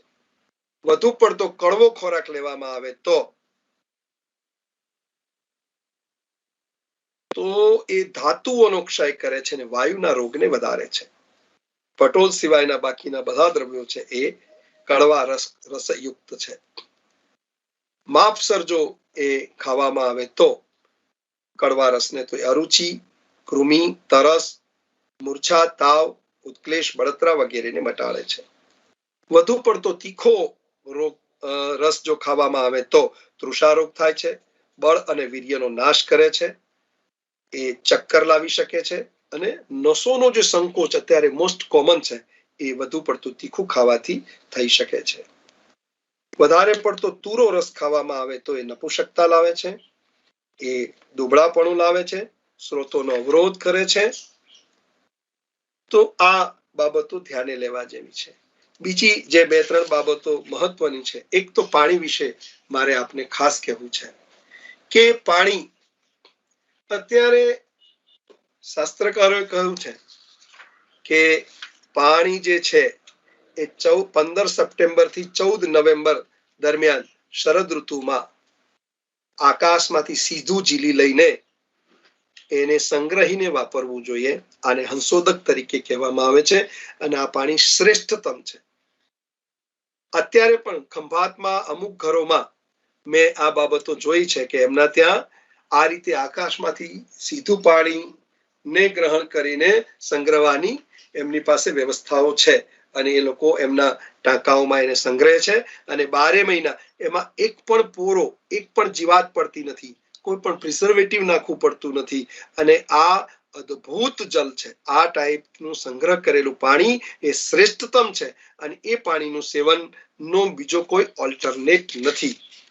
પણ અહીંયા એક વસ્તુ મારે ખાસ કહેવી છે કે પાણી હંમેશા જેમની પાસે આ સુવિધા નથી, જે લોકો નોકરી ધંધા માટે બહાર નીકળ્યા છે અથવા તો જેમની પાસે એટલી આર્થિક અનુકૂળતા નથી, તો એવા વ્યક્તિઓએ પણ સામાન્ય રીતે ટેપ વોટર એટલે નળથી આવતું પાણી છે એ વાપરવું જોઈએ. મ્યુનિસિપાલિટી અથવા સરકારશ્રી દ્વારા એની સ્વચ્છતા અંગે પૂરતી કાળજી લેવાયેલી હોય છે, એટલે એને શુદ્ધ અને સ્વચ્છ સમજીને જરૂર પડે તો ઉકાળીને વાપરવું જોઈએ. આરો પાણી એ કોઈ રીતે હાઇજેનિક નથી, કારણ કે આરો પાણી શરીરને પોષણ 2 રીતે મળે છે, પાણીથી અને અનાજથી, એટલે ખોરાકથી અને પાણીથી.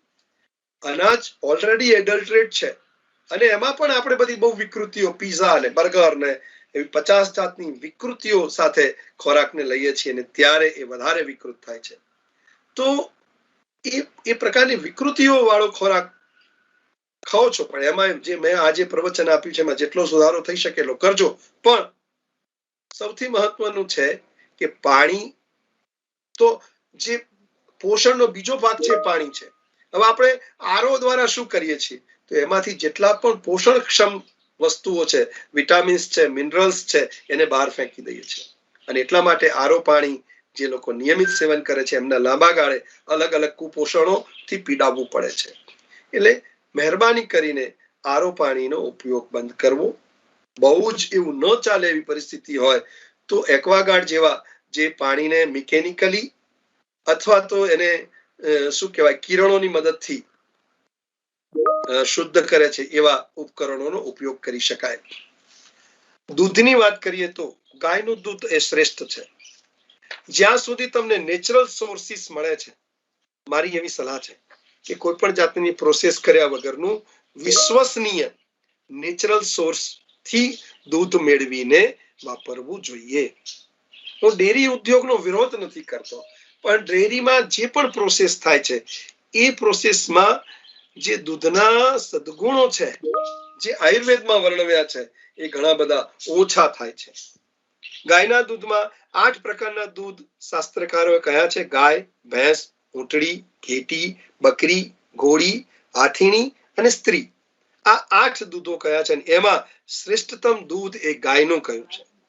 ગાયના દૂધના વર્ણન કરતા શાસ્ત્રકારો કહે છે કે ગાયનું દૂધ સ્વાદિષ્ટ, ઠંડુ, મૃદુ, ચીકણું, ભારે, પ્રસન્ન, ઘાટું, સુવાળું અને મંદ એમ 10 ગુણો વાળું છે. અને આ 10 ગુણ એ ઓજના છે. એટલે ગાયનું દૂધ પીવાથી દેશી ગાય, ગાય એટલે દેશી ગાય, ખૂંધવાળી ગાય, અને જે આ ગામનો કચરો ખાય છે એ ગાય નહીં, જે ખીલે બંધાયેલી છે એવી ગાય, એ ગાયના દૂધમાં આ સદગુણો છે. તો ગાયનું દૂધ પીવું. જે લોકોને ઊંઘ નથી આવતી એણે ભેંસનું દૂધ પીવું. ભેંસના દૂધમાં ઊંઘ લાવવાનું વિશેષ ગુણ છે. જે લોકોને ટીબી થયો છે એના માટે બકરીનું દૂધ એ શ્રેષ્ઠ છે. અને જેને હૃદય રોગ છે એને ઘેટીનું દૂધ ક્યારેય ન વાપરવું, કારણ કે ઘેટીનું દૂધ હૃદય રોગ વધારનાર છે. એટલે ઘેટીનું દૂધ ક્યારેય ન ખાવું. દહીં બહુ સારું છે, પણ એ નીચેની 3 ઋતુઓમાં દહીં ખવાય નહીં. દહીં ઘરે મેળવેલું દહીં ખાવાની શાસ્ત્રકારોએ વાત કરી છે.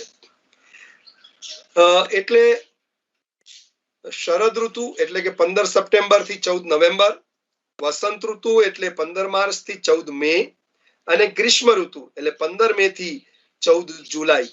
આ સમયગાળા દરમિયાન દહીં ન ખાવું જોઈએ.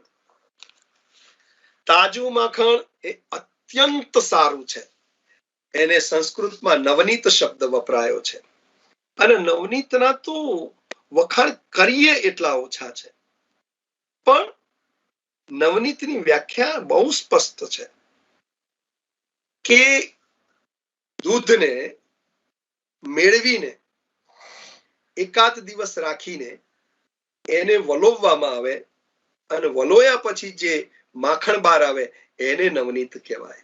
અને નવનીત તાજું 24 કલાક સુધી એને તાજાની વ્યાખ્યામાં કહ્યું છે.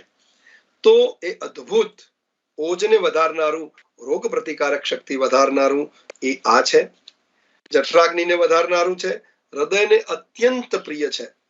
તદુપરાંત જેને સંગ્રહણી, મસા, મોનો લકવા એવા રોગો થયા છે એના માટે પણ આ તાજું માખણ બહુ જ સારું છે. ઘી, તો ગાયનું ઘી એ તમામ રીતે શ્રેષ્ઠ છે. દેશી ગાયનું ઘી. પણ અહીંયા હું એમ કહું કે જેમ મેં માખણની વાત કરી એમ ગાયને પણ દેશી ગાયના એના દૂધને મેળવીને, એ દૂધને વલોવીને, એ જે માખણ ઊભું થાય એમાંથી ઘી બનાવીને જે ઘી લેવામાં આવે એ ઘીના વખાણ શાસ્ત્રકારોએ કહ્યા છે. બાકીના ઘી તમને એટલા ફાયદાકારક નહીં રહે. મોટા ભાગની ગૃહિણીઓ દૂધ આવે તો એની ઉપરની તર લઈને પછી એને મેળવીને, એને વલોવીને એમાંથી ઘી ઊભું કરે છે, અને એમ સમજે છે કે આ મારા ઘર માટે, મારા પરિવાર માટે બહુ સારું છે.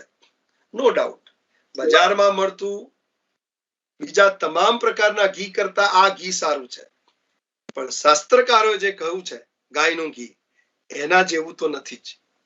એટલે વલોણાની પદ્ધતિથી ગાયના ઘીને જે લોકોએ કાઢ્યું છે એવા વિશ્વસનીય ઘીને લેવું જોઈએ. જે લોકો વનસ્પતિ ઘીનો ઉપયોગ કરે છે એમને મારે ખાસ કહેવું છે, પ્લીઝ વનસ્પતિ ઘીનો ઉપયોગ ન કરશો. વનસ્પતિ ઘી એ તેલને પ્રોસેસ કરીને કરેલું છે.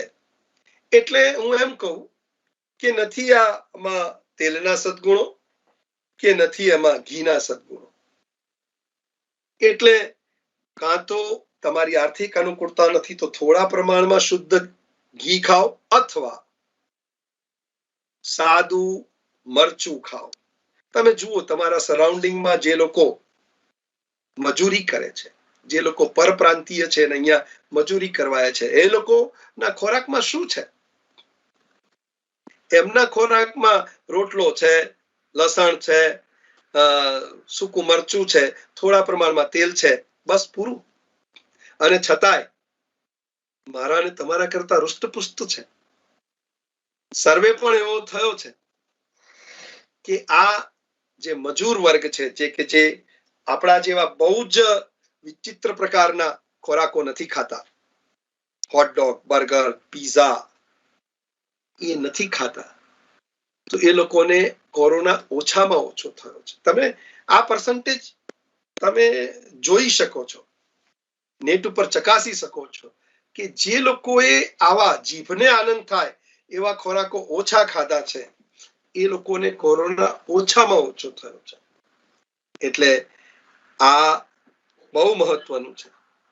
તેલ, તો તલ તેલ શ્રેષ્ઠ છે. તેલની બાબતમાં મારે બહુ સ્પષ્ટતા કરવી છે કે ડબલ રિફાઇન તેલ હું રેકમેન્ડ નથી કરતો. ડબલ, સિંગલ કોઈ પણ પ્રકારના રિફાઇન્ડ તેલને હું રેકમેન્ડ નથી કરતો. નેચરલી ઘાણીનું તેલ એ શ્રેષ્ઠ છે.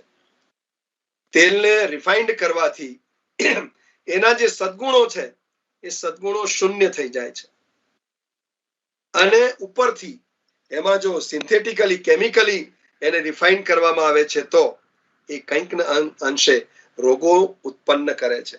તમને ઘણીવાર એવું અનુભવાતું હશે કે આ ફલાણા ભાઈએ તો ધાણાની દાળે ખાધી નથી તો એને કેન્સર થયું.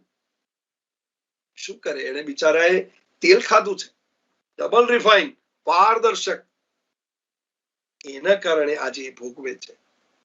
એટલે આપણા ખોરાકો સાથે આ રોગો જોડાયેલા છે. આપણા ખોરાકો સાથે કોરોના જોડાયેલો છે. આપણા જીવન પદ્ધતિ સાથે કોરોના જોડાયેલો છે.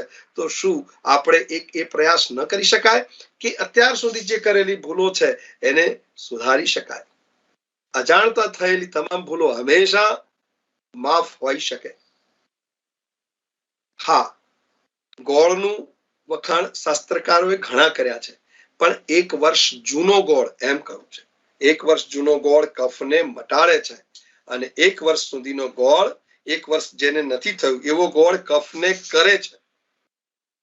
તો જે લોકો ગોળ ખાય છે એમને પણ મારે કહેવું છે કે આવતા વર્ષ માટે, અત્યાર સુધી તો જે થયું એ, આવતા વર્ષ માટે અત્યારથી ગોળ ભરી રાખો તો તમને મજા આવશે. ફરી એકવાર મારે એવું કહેવું છે કે હા, સૌથી મહત્વનું તક્ર માટે બહુ જ વખાણ શાસ્ત્રકારોએ ભરપૂર કયા છે. તક્ર માટે એમ કીધું છે કે તક્ર શક્રસ્ય અભિ દુર્લભમ. ઇન્દ્રને પણ દુર્લભ છે એ તક્ર. તમે જે છાસ પીવો છો, ખરેખર એ છાસ છે ખરી? વિચારવા જેવું છે. બહુ ઓછાઓને ખબર છે કે તમે જે પીવો છો એ છાસ નહીં, એ છચ્છિકા છે. છાસ છે ને એમાં છાસના સદગુણો, જેમાં આયુર્વેદમાં ભરપૂર વખાણ કર્યા છે, એ વસ્તુ, એ છાસ તમે પીવો છો એ નથી. છાસના 6 પ્રકાર શાસ્ત્રકારોએ કયા છે: ઘોલ, મથિત, શ્વેત, ઉદિત, તક્ર અને છચ્છિકા. અને તક્ર એટલે છાસ. જે છાસનું શાસ્ત્રકારોએ ભરપૂર વખાણ કર્યા છે એ આ છાસ. અને આ છાસ એ તમે ઘરે મેળવેલું દહીં, એ દહીંમાં 1/4 ભાગનું પાણી, એ દહીંને મેળવીને, વલોવીને જે બનાવવામાં આવે એ તક્ર, અને એ તક્રના ભરપૂર વખાણો થયા છે. એટલે આ છાસની મારે કહેવું છે કે એ છાસ પ્રતિદિન લઈ શકાય. પ્રતિદિન. આ અદ્ભુત છે. છાસનું જે લોકો નિયમિત સેવન કરે છે એમને રોગોનું પ્રમાણ ખૂબ ઓછું છે. એટલે છાસને શક્ય હોય તો ધાણા, જીરું, અજમો, સિંધાવ, કાળા મરી, હા, જેને ખાસ કરીને જેને બીપી છે તો એ સિંધાવ ના નાખે, જેને એસિડિટી છે તો એ કાળા મરી ના નાખે, એ એકોર્ડિંગલી હોઈ શકે. તમારી આજુબાજુમાં કોઈ વૈદરાજ હોય તો એની પાસેથી પણ આ વસ્તુની સ્પષ્ટકૃતિ કરી શકાય. પણ છાસ એ નિયમિત સેવનીય છે. ખાસ કરીને બપોરે છાસનો ઉપયોગ કરવો. આપણા અમુક પ્રદેશો, સૌરાષ્ટ્ર પ્રદેશ અને કચ્છ પ્રદેશ, એમાં તો છાસ વગર કોઈ પ્રસંગ પણ ના હોઈ શકે. પ્રતિદિન ખોરાકમાં તો છાસ હોય જ, પણ એમના ઉત્સવોમાં પણ છાસ હોય. એટલું બધું એમના જીવનમાં એ વણાયેલી બાબત છે, પણ એ સારી છે. તદુપરાંત બીજી થોડીક બાબતો મારે આપને જણાવી છે. શાસ્ત્રકારો એમ કહ્યું છે કે અમુક વસ્તુઓ ખોરાકમાં શ્રેષ્ઠ કઈ છે. જો બ્રેકફાસ્ટની ક્યાંય વાતો આવી નથી, ક્યાંય બ્રેકફાસ્ટની વાતો છે જ નહીં. લંચ એન્ડ ડિનર, લંચ અને જો ખોરાક પચવાના લક્ષણો પેદા થાય તો ડિનર, બ્રેકફાસ્ટની વાતો છે નહીં. તો ધાન્યમાં સારામાં સારા લાલ ચોખા છે અને ખરાબમાં ખરાબ એ શુક ધાન્ય છે. કઠોળમાં સારામાં સારું મગ છે અને ખરાબમાં ખરાબ પચવામાં ભારે હોવાના કારણે અડદ છે. પાણીમાં સારામાં સારું, મેં હમણાં જે તમને કહ્યું શરદ ઋતુમાં ઝીલેલું વરસાદનું પાણી છે અને ખરાબમાં ખરાબ વર્ષા ઋતુમાં વહેતું પાણી છે. શાકમાં સારામાં સારું ડોડીનું શાક છે અને ખરાબમાં ખરાબ સરસવનું શાક છે. આપણે છાપામાં જાહેરાતો વાંચીએ છીએ કે મક્કે કી રોટી, સરસોદા શાક. શાસ્ત્રકારોએ સરસવના શાકની બહુ જ નિંદા કરી છે, ન લેવું જોઈએ. ઘીમાં સારામાં સારું ઘી ગાયનું છે, ખરાબમાં ખરાબ ઘી ઘેટીનું છે, એ હૃદયરોગ કરે છે. કંદમાં સારામાં સારો કંદ એ આદુ છે, ખરાબમાં ખરાબ એ મૂળો છે, એ નુકસાન કરે છે, ત્રણેય દોષોને બગાડનારું છે. ફળમાં સારામાં સારું ફળ એ દ્રાક્ષ છે અને ખરાબમાં ખરાબ ફળ એ ફણસ છે. એટલે ફણસની શાકભાજી પણ ન કરવી જોઈએ. અહીંયા મારે એક બીજી બાબત કહેવી છે. શાકભાજીની જયારે વાત નીકળે છે ત્યારે શાસ્ત્રકારોએ હૃદયપૂર્વક કહ્યું છે કે બિલાડીના ટોપ એ પચવામાં ખૂબ ભારે છે. આપણે જેને બહુ હરખીને હોટલોમાં જઈને મશરૂમ તરીકે ખાઈએ છીએ, એ આ બિલાડીનો ટોપ. મહેરબાની કરીને ન ખાશો. ગુજરાતમાં આ મશરૂમનું ઉત્પાદન ખૂબ ઓછું છે અને પરિસ્થિતિમાં ગુજરાતમાં પણ જે મશરૂમ હોટલોમાં વપરાય છે મોટા ભાગે ઘણો બધો વાસી હોય છે. આમ ફ્રેશ મશરૂમ પણ શાસ્ત્રકારોએ ના પાડી છે, તો વાસી મશરૂમ તો બિલકુલ નુકસાનકારક છે. એટલે એ બાબત ખાસ ધ્યાને લેવા જેવી છે કે આ બાબતોનો ત્યાગ કરીએ અથવા એવોઇડ કરીએ. તદુપરાંત અમુક બાબતો એમણે બહુ સરસ કહી છે કે જીવન વધારવા માટે સૌથી શ્રેષ્ઠ શું છે? તો ગાયનું દૂધ છે. હૃદયને સૌથી પ્રિય કયો રસ છે? તો ખાટો રસ છે. પુરુષપણાને નાશ, પૌરુષત્વનો નાશ કોણ કરે છે? તો ક્ષાર અને વધુ પડતું મીઠું કરે છે. ગળા માટે સૌથી ખરાબ શું છે? કાચું કોઠું એ ગળા માટે સૌથી ખરાબ છે. ઊંઘ લાવવા માટે ભેંસનું દૂધ એ શ્રેષ્ઠ છે. કફ અને પિત્તનું શમન કરવા માટે મધ એ શ્રેષ્ઠ છે. વાયુ અને પિત્તનું શમન કરવા માટે ઘી એ શ્રેષ્ઠ છે. પેશાબ લાવવા માટે શેરડી એ શ્રેષ્ઠ છે. મળ પ્રવૃત્તિ લાવવા માટે જવ એ શ્રેષ્ઠ છે. કાયમી ખાવા માટે હરડે એ શ્રેષ્ઠ છે. ભૂખ ઉગાડવા માટે ગંઠોડા એ શ્રેષ્ઠ છે. સ્વસ્થ્ય જાળવવા માટે અને રોગ પ્રતિકારક શક્તિ વધારવા માટે 6 રસોનું સેવન એ શ્રેષ્ઠ છે. કોઈ પણ એક રસનું વધુ સેવન કરવાથી દુર્બળતા આવે છે.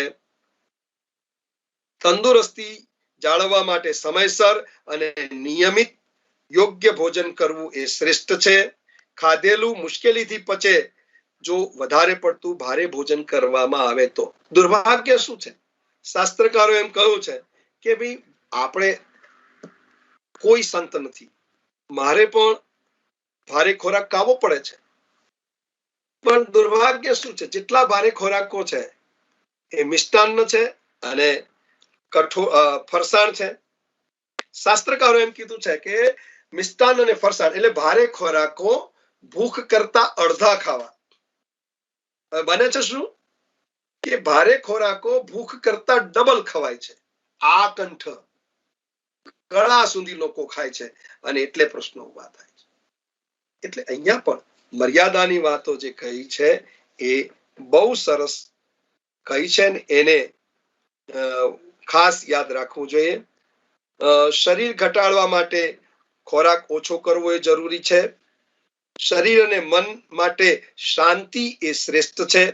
આયુષ્ય વધારવા માટે બ્રહ્મચર્ય એ શ્રેષ્ઠ છે. આયુષ્ય ઘટાડવાનું મુખ્ય કારણ પરસ્ત્રી ગમન છે. શ્રમ અને થાકને દૂર કરવાનું શ્રેષ્ઠ રસ્તો એ સ્નાન છે. અને શરીર વધારવા માટે મનની શાંતિ એ શ્રેષ્ઠ છે. મોટા ભાગના ટોપિકો મેં આવરી લેવાનો પ્રયાસ કર્યો છે. સમય મને વધુ બોલવાની તક આપતો નથી એટલે 4:46 થઈ છે. આપણે પ્રશ્નોત્તરી કાળને અહીંયા શરૂ કરીએ. માનનીય પટેલ સાહેબ અથવા તો બેન ચોક્કસથી સર પ્લીઝ. સર એક પછી એક ક્વેશ્ચન્સ હું રીડ આઉટ કરું છું. Please. How to increase children memory through Ayurveda? Please suggest some ઔષધિ. ઓકે, પહેલું તો એ છે બપોરે ઊંઘવાનું બંધ. આને ઔષધિ પણ સમજવી. Number 2, wake up before sunrise. જે બાળકો સૂર્યોદય પહેલા ઉઠતા નથી એના બુદ્ધિનો વિકાસ અથવા તો એની મેમરી કદી ન વધી શકે. નંબર 3, બ્રાહ્મીનો ઉપયોગ. નંબર 4, બ્રાહ્મી કેપ્સ્યુલ આવે છે અને બ્રાહ્મી ની ગોળી પણ આવે છે. એ જ રીતે સારસ્વતારિષ્ટ એ પણ એક સારું છે. તદુપરાંત સુવર્ણપ્રાશન યોગ્ય વૈદ્યરાજ દ્વારા અથવા વિશ્વસનીય કંપની દ્વારા બનાવેલું સુવર્ણપ્રાશન પ્રતિદિન લેવું આ પણ એક સારો ઉપાય છે. તો આટલા ઉપાયો સૂચવ્યા છે એમાંથી જે કરી શકાય એક અથવા એકથી વધારે. હા, બપોરે ન ઊંઘવું, સવારે સૂર્યોદય પહેલા ઉઠવું આ તો ફરજિયાત છે. એડ ઓન બાકીના ઉપાયો છે. પ્લીઝ. જી sir, can we bake foods in normal OTG even instead of using microwave oven which is harmful? Which is harmful, OTG or microwave? Microwave છે ને એ પ્રોબ્લેમેટિક છે એટલે એને એવોઇડ. આમ તો હું તમને એવું કહું, જુઓ વિજ્ઞાને એવું સાબિત કર્યું છે કે પ્રેશર કુકર પણ પ્રોબ્લેમ છે કારણ કે એમાં જે અનાજ પાકે છે એ કુદરતી પ્રક્રિયાથી પાકતું નથી, પ્રેશરથી પાકે છે. એટલે જે આપણી જે જૂની પરંપરા હતી, હું એવું નહીં કહું કે લાકડાનો ચૂલો લાવી દો, એવું નહીં કહું, પણ હું એવું જરૂર કહીશ કે જે આપણી જૂની પ્રક્રિયા છે રાંધવાની, માટીના વાસણોની, ચીનાઈ વાસણો તો એટલા બધા હતા નહીં, માટીના વાસણો બહુ હતા અને કલઈ કરેલા પિત્તળના વાસણો હતા. તો એ વાસણોનો ઉપયોગ કરીને જો જૂની પદ્ધતિથી ગેસ ઉપર ધીમા તાપે, જો વધુ પાકેલા, શાસ્ત્રકારો એમ કહ્યું છે કે વધુ પડતા ગરમીવાળા, વધારે બળેલા અથવા કાચા, આ ત્રણેય પરિસ્થિતિની શાસ્ત્રકારોએ ના પાડી છે. એટલે ઓવન તરફ બિલકુલ ન જતા ફક્ત આ રીતે પકવેલા ખોરાકોને લેવા, આવું મારું સમજવું છે ને આ મારો જવાબ છે. પ્લીઝ. એરંડિયું સૂંઠ સાથે વધુ દિવસો સુધી લેવાથી કોલેસ્ટ્રોલ વધે કે નહીં? 100% કોલેસ્ટ્રોલ ઘટે. જેમ એમ કહેવાય ને કે આને વૈજ્ઞાનિક રીતે સાબિત કરવું હોય તો જે પ્રશ્નકર્તા છે એ પ્રયોગ કર્યા પહેલા ટોટલી લેપિડ કરાવી દે અને પ્રયોગ કરાયા પછી, પ્રયોગ મહિનો, 2 મહિના, 3 મહિના જે કરે એના પછી લેપિડ પ્રોફાઇલ કરાવે, ઘટીને જ આવશે. એટલે કોલેસ્ટ્રોલ ઘટીને જ આવશે, વધશે નહીં. કોવિડ ના થાય તે માટે કેવો આહાર લેવો અને કોવિડ થયો હોય ત્યારે અને પછી કેવો આહાર લેવો જોઈએ અને કોવિડ થયા પછી શું ભૂખની પ્રમાણ વધી જતી હોય છે? કોવિડ થયા પછી શું વધી જતું હોય છે? ભૂખ સર, ભૂખ લાગવાનું પ્રમાણ વધી જતું હોય છે દવાઓના લીધે. ઓકે, સરસ પ્રશ્ન છે અને સમયને અનુરૂપ છે. પહેલું તો એ છે કે કોવિડ ના થાય એ માટે પચવામાં હલકા ખોરાકો લો પ્લીઝ. બન્યું છે એવું કે કોવિડના સમયમાં જે લોકડાઉન આવ્યું એટલે આપણે આપણા આટલા વર્ષોની બધી કસરો પૂરી કરી. ફલાણું નથી એ બનાવો, ફલાણું નથી બન્યું એ બનાવો. એકચ્યુઅલી એમ કરવાની જરૂર નહોતી. પચવામાં હલકા ખોરાકો લેવા એ કોવિડ માટે પ્રિવેન્ટિવ મેઝર્સ છે.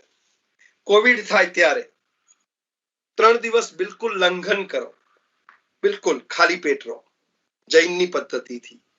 ગરમ પાણી, સૂંઠનું પાણી એ રીતે લો. અને કોવિડ પૂરો થાય એ પછી એટલે કે છતાંય ચોથા દિવસથી મગ અને રોટલી એક ટાઈમ અને સાંજે મગની ખીચડી એ બીજી વાર એટલે બીજો ટાઈમ એ રીતે હલકો ખોરાક ભૂખથી ઓછો ખૂબ ચાવીને એકાગ્રતાથી લેવામાં આવે તો વાંધો નથી આવતો. પોસ્ટ કોવિડ સામાન્ય રીતે ભૂખ લાગવી કે વધવી એક પોસ્ટ કોવિડ નું લક્ષણ નથી, પણ કોવિડમાં જે ભરપૂર પ્રમાણમાં સ્ટેરોઇડ્સ અપાય છે એની આડઅસર સ્વરૂપે એ ભૂખનું પ્રમાણ વધે છે. અને ત્યારે એ કોવિડ એટલે પર્ટિક્યુલરલી એ આડઅસરના ભાગરૂપે ભૂખ વધી હોય છે. એ જ કારણસર ભૂખ વધારે લાગે છે. તો એ વારંવાર ખાવાની વાત તો ક્યાંય આયુર્વેદમાં કહી જ નથી. એટલે વારંવાર ન ખાતા લંચ એન્ડ ડિનર 2 જ વાર ખાવું એ કરવું જોઈએ પ્લીઝ. જી સર, થેન્ક યુ. જમવામાં સાથે છાશ લઈ શકાય અને કેટલા પ્રમાણમાં, અને સાંજના ભોજનમાં તાજી મોળી છાશ લઈ શકાય? છાશની બાબતમાં આમ તો એમ કહું છે કે સાંજે નિષેધ નથી. જે નિષેધ છે દહીંનો છે, એટલે છાશ લઈ શકાય. માત્રા માટે શાસ્ત્રકારોએ માત્રાઓનું વર્ણન કર્યું છે, પણ એ જે તક્રકલ્પ કર્યો છે એના માટે છે. પણ જે લોકો સહજ રીતે લે છે એમને એકાદ ગ્લાસ છાશ પીવામાં આમાં શું છે, છાશની માત્રાનું વર્ણન ઉંમર સાથે કહ્યું છે. જેમ કે 2 થી 5 વર્ષનો હોય તો એણે 60 ml છાશ લેવી, 5 થી 8 વર્ષનો હોય તો એણે 100 ml થી 200 ml લેવી, 8 થી 15 વર્ષનો હોય તો એણે 200 ml થી 400 ml લેવી, અને 15 થી 25 વર્ષના હોય તો એણે 200 ml થી 600 ml સુધી લઈ શકાય, આવું કહ્યું છે. એટલે પણ એનો આ તો જે લોકો ફક્ત છાશ ઉપર રહે છે એના માટેની વાતો છે. જે લોકો ખોરાક સાથે છાશ લે છે એ પોતાના વિવેક અનુસાર આ રીતે પ્રપોર્શનેટલી લઈ શકે. જેમ કે એક યુવાન વ્યક્તિ છે તો 200 ml થી 600 ml કઈ છે. એક વૈદ્ય તરીકે હું એમ કહું 200 ml લેવી જોઈએ. 200 ml એટલે આપણો એક ગુજરાતી ગ્લાસ. પણ અહીંયા છાશ એટલે તક્ર એટલે દહીંના ચોથા ભાગનું પાણી મેળવીને વલોવેલી છાશ, વલોવી અને જે બન્યું એ છાશની વાતો હું કરું છું પ્લીઝ. ફેફસાના રોગોમાં કઈ ઔષધિ ઉપયોગી છે? ફેફસાના રોગોમાં ત્રિકટુ એ શ્રેષ્ઠ છે. ત્રિકટુ એટલે સૂંઠ, મરી ને પીપર. સૂંઠ થી તમે સુપરિચિત છો. મરી એટલે કાળા મરી, એનાથી પણ પરિચિત છો. અને પીપરથી કદાચ ઓછા પરિચિત છો, પણ એક લીંડી પીપરના નામથી ઓળખાય છે. જેને તમે ગંઠોડા બહુ જ મોટા પ્રમાણમાં વાપરો છો. એ ગંઠોડાનું જે ફળ છે એને લીંડી પીપર કહેવાય છે. તો એ લીંડી પીપર, સૂંઠ અને મરી એને સરખા ભાગે દરરોજ 2 ગ્રામથી માંડીને 4 ગ્રામ અને વધુમાં વધુ 6 ગ્રામ. જે એસિડિટી હોય તો આ દવા નથી વપરાતી, કારણ કે આ તકલીફ આપે છે.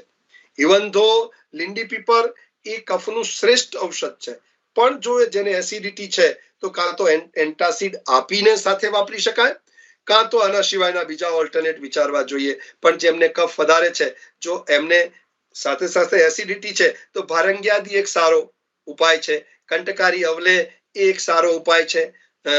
લક્ષ્મી વિલાસ રસ નારદીય એ એક સારો ઉપાય છે. ત્રિભુવન કીર્તિ રસ એ એક સારો ઉપાય છે. સીતોપલાદી ચૂર્ણ એ બિનજોખમી છે અને દરેક વ્યક્તિ લઈ શકે એવું છે.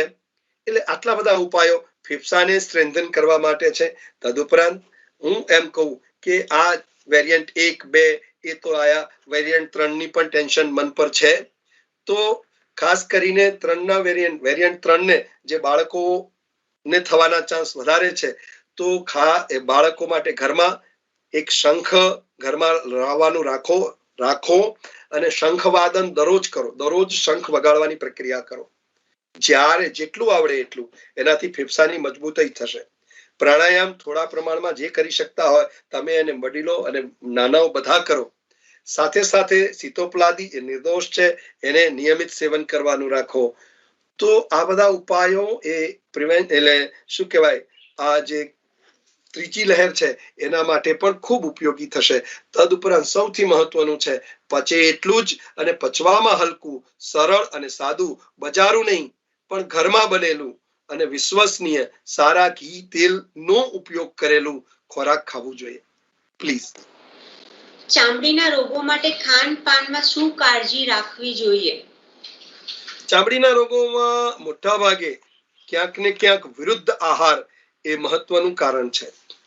વિરુદ્ધ આહારમાં દૂધ ખોરાક સાથે પ્રયોજવો એ સૌથી મોટો વિરુદ્ધ આહાર છે. એટલે એમ કહેવાય ને કે મેં ઉદાહરણ આપ્યું હતું મારા પ્રવચનમાં કે ભાખરી, શાક, દૂધ અને રોટલી અથવા તો ખીચડી અથવા તો અથાણું, આ બધા પ્રયોગો જે આપણે દૈનિક જીવનમાં હોય છે એને અટકાવવા જોઈએ. ટૂંકમાં દૂધ સાથે મીઠાવાળું, ખટાશ, અથાણા, આથેલી વસ્તુઓ, અનાજ, કઠોળ, તેલ કશું વાપરી શકાતું નથી. ટૂંકમાં કહું તો ભોજન સાથે દૂધ ક્યારેય વાપરી ના શકાય. એ વિવેક તમારે કરવાનો છે. બીજું, અધ્યસનની વાતો કરી છે, એને પણ વિરુદ્ધ કીધું છે. પહેલો ખોરાક પચ્યો નથી અને ફરીથી બીજો ખોરાક ખાવો એ પણ વિરુદ્ધ થાય છે. વારંવાર ખાવું એ પણ વિરુદ્ધ થાય છે અને એ ચામડીના રોગને વધારવાનું મહત્વનું કારણ થાય છે.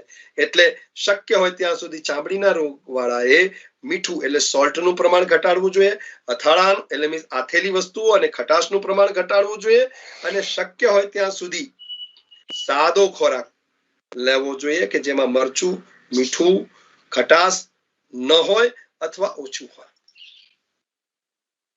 પ્લીઝ. અડધી રાતે પાણી પી શકાય? શાસ્ત્રમાં ક્યાંય વિરોધ નથી. પાણી અડધી રાતે ન પીવું આવું ક્યાંય લખ્યું નથી, એટલે પી શકાય. નિષેધ નથી. જે નિષેધાત્મક નથી એ કરી શકાય. નિષેધ જ્યાં શાસ્ત્રકારોને જે વસ્તુ નથી કરવા દેવી, શાસ્ત્રકારોએ સ્પષ્ટ લખ્યું છે. જેમ કે મધ્યરાત્રિમાં ભોજન ના પાડી છે, એને રાક્ષસ ભોજન કીધું છે. 12 વાગ્યા પછી જે લોકો જમે છે એ રાક્ષસ ભોજન છે, શાસ્ત્રકારોએ કહ્યું છે. એટલે જ્યાં નિષેધ કયો છે ત્યાં નિષેધ જ છે. એટલે એ વસ્તુઓ ત્યાગ કરવી જોઈએ. એમ પાણીનો નિષેધ નથી એટલે લઈ શકાય.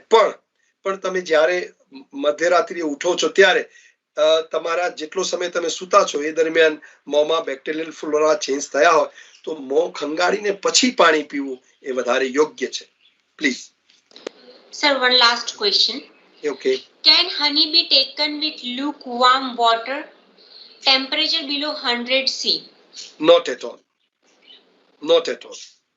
શાસ્ત્રકારોએ તો મેં તમને મારી પ્રવચનમાં કહ્યું છે કે શાસ્ત્રકારોએ બહુ સ્પષ્ટ કહ્યું છે કે મધ લો એ પછી તડકામાં જવું નહીં. એ પછી એ વખત તો આવા હતા નહીં, શું કહેવાય, ગેસના સ્ટવ ને એવું બધું, એટલે ચૂલાઓ થતા, ચૂલાની નજીક જવું નહીં, એટલે અગ્નિની નજીક જવું નહીં, એમ કહ્યું છે. આટલો બધો નિષેધ શાસ્ત્રકારોએ કર્યો છે કે ખાધા પછી તડકામાં જવું નહીં. તડકો તો આખા શરીર પર પડે છે, છતાં એનો વિરોધ કર્યો છે. એટલે લ્યુકવોર્મ વોટર સાથે મધ ન જ લઈ શકાય, આવું મારું સ્પષ્ટ મત છે. સર, અહીંયા ક્વેશ્ચન આન્સર સેશન આપનો લેક્ચર ખતમ થાય છે. There are further no more questions from the participants, sir. Okay. I mean, which are the words which I should use to thank you, sir? But just from the bottom of my heart, thank you so much. Just by hosting this program, even I came to know very new things which was not of our syllabus. So it was a pleasure hosting this session, sir. Thank you. Thank you so much, sir, on behalf of all the participants, and thank you so much on behalf of KCG, sir.